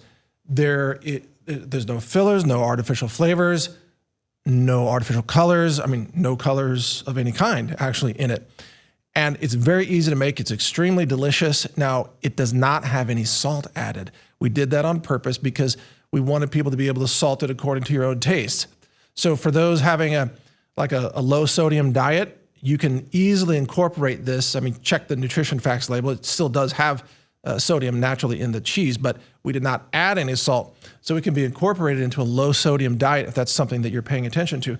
For the rest of us, I add salt to this, by the way, and I don't normally add salt to anything, but this is so low in the salt because we didn't add any salt to the recipe that I think you actually have to add a little bit of salt to bring out the flavor and make it taste really delicious. And then it does when you add a little bit of salt to it. So this is, all you got to do is boil water. You boil the elbows for 5 to 10 minutes, and then you add in the cheese powder, you stir it in, you're done. and it's super delicious. This is a really great preparedness meal. I think you'll really love this. We also have, this is very popular. It is an organic banana, peanut butter, and chocolate instant superfood shake. Now, this product, which is available in various quantities, if you go to our store, you can just buy one canister, or you can buy them in groups. This also is very delicious, but very simple. Look at the ingredients. Organic whey protein powder, banana powder, also organic, peanut butter powder, cocoa powder, coconut sugar, which is a low glycemic sweetener. And that's it, folks. It's all organic. It's laboratory certified. It's super delicious. It blends with water or other kinds of milks. It could be a nut milk or cow's milk or whatever you want. It's delicious, hot or cold, and it's incredibly nutritious and very clean because we do all the testing. So these are two relatively new products, well, brand new actually, that are in stock right now, at least at the moment, and will probably be sold out of them pretty quickly, but we'll make more. It just takes time to source all these ingredients. It took us many months to get the cheddar cheese powder and the organic cream powder, the butter powder, and the whey. I mean, frankly, all the animal products are taking a very long time to get sourced right now, but we're doing the best we can. We have these available, super delicious. And this is just the first of many kind of instant meals that we're formulating right now. So macaroni and cheese is one of many that we'll have soon. We're gonna have different kind of soups, like a lentil soup and also an organic chili product. And they're all gonna be based on the same kind of philosophy. Clean, simple, lab-tested ingredients with no artificial anything whatsoever, and also very lower sodium compared to what's typically out there. Because I don't know about you, but I don't want to just eat a bunch of salt and MSG. That's what a lot of storable food is, just a bunch of salt and sugar and MSG and textured vegetable protein garbage. And we're not into that, not at all. This is real food, real nutrition, real taste, and it's available right now at healthrangerstore.com. Just go there. You can search for peanut butter to find our chocolate banana peanut butter shake, or if you want the macaroni and cheese, just go to healthrangerstore.com and search for the organic wheat-free macaroni and cheese with no salt added. Or check out our hundreds of other products, such as, like, you can look at herbs right here, all these different categories, different herbs and tinctures. We have garden seeds, we have superfoods, we have personal care products. Here we have organic turmeric gold extract. We have the knives, the Dawson knives. I've co-designed these with Dawson Knives. You probably heard about these. This is under preparedness, survival gear. We've got, well, let me just show you. We've got all the different knives right here made of the corrosion-resistant Magna Cut alloy. Mass ratio is one, very popular. That's back in stock now. Consequences, covert knife, and more. We've got other knives available, including Escape from LA. Hey, I wonder, is that sold out? Hard to keep in stock. But check it all out at healthrangerstore.com. This is how you can support us, and then we give back to you in a multitude of ways, with knowledge, with empowerment, with the large language model we're going to be giving away here soon, coming up end of March, with all the interviews and all the things that we do. Plus, we just made a $100,000 donation to Convoy of Hope of non-GMO vitamin C. So when we are able to, we buy an extra large batch of raw materials, and then we use our in-house manufacturing and testing, and we will overproduce certain batches, knowing that we can use Convoy of Hope to distribute them to people in need. And that it's a Christian-based ministry that distributes food and supplements. And we've worked with them several times now. And just the other day, $100,000 worth of vitamin C. So that's going out into the hands of people in need across America. Sometimes they distribute to other nations, but they focus on the United States of America. And we will continue to support people in need anywhere that we can. Remember that our slogan is the Health Ranger Store, healing the world with clean food. That's our philosophy. That's what we practice. That's what we preach. That's what we do. We do the lab testing. We manufacture clean, simple ingredients that are authentic and pure and tasty. It's like nothing else that you've ever seen in the processed food industry or the processed storable food industry. And a lot of the survival food out there is just heavily processed garbage. I'm sorry to say, that's just honest truth of what it is. You want real food? Come to healthrangerstore.com. Thank you for your support. I'm Mike Adams, the founder of Brighteon.com and the Health Ranger Store. Take care. A global reset is coming, and that's why I've recorded a new 9-hour audiobook. It's called The Global Reset Survival Guide. You can download it for free by subscribing to the naturalnews.com email newsletter, which is also free. I'll describe how the monetary system fails. I also cover emergency medicine and first aid and what to buy to help you avoid infections. So download this guide. It's free. It's my gift to you simply because I want like-minded people to survive.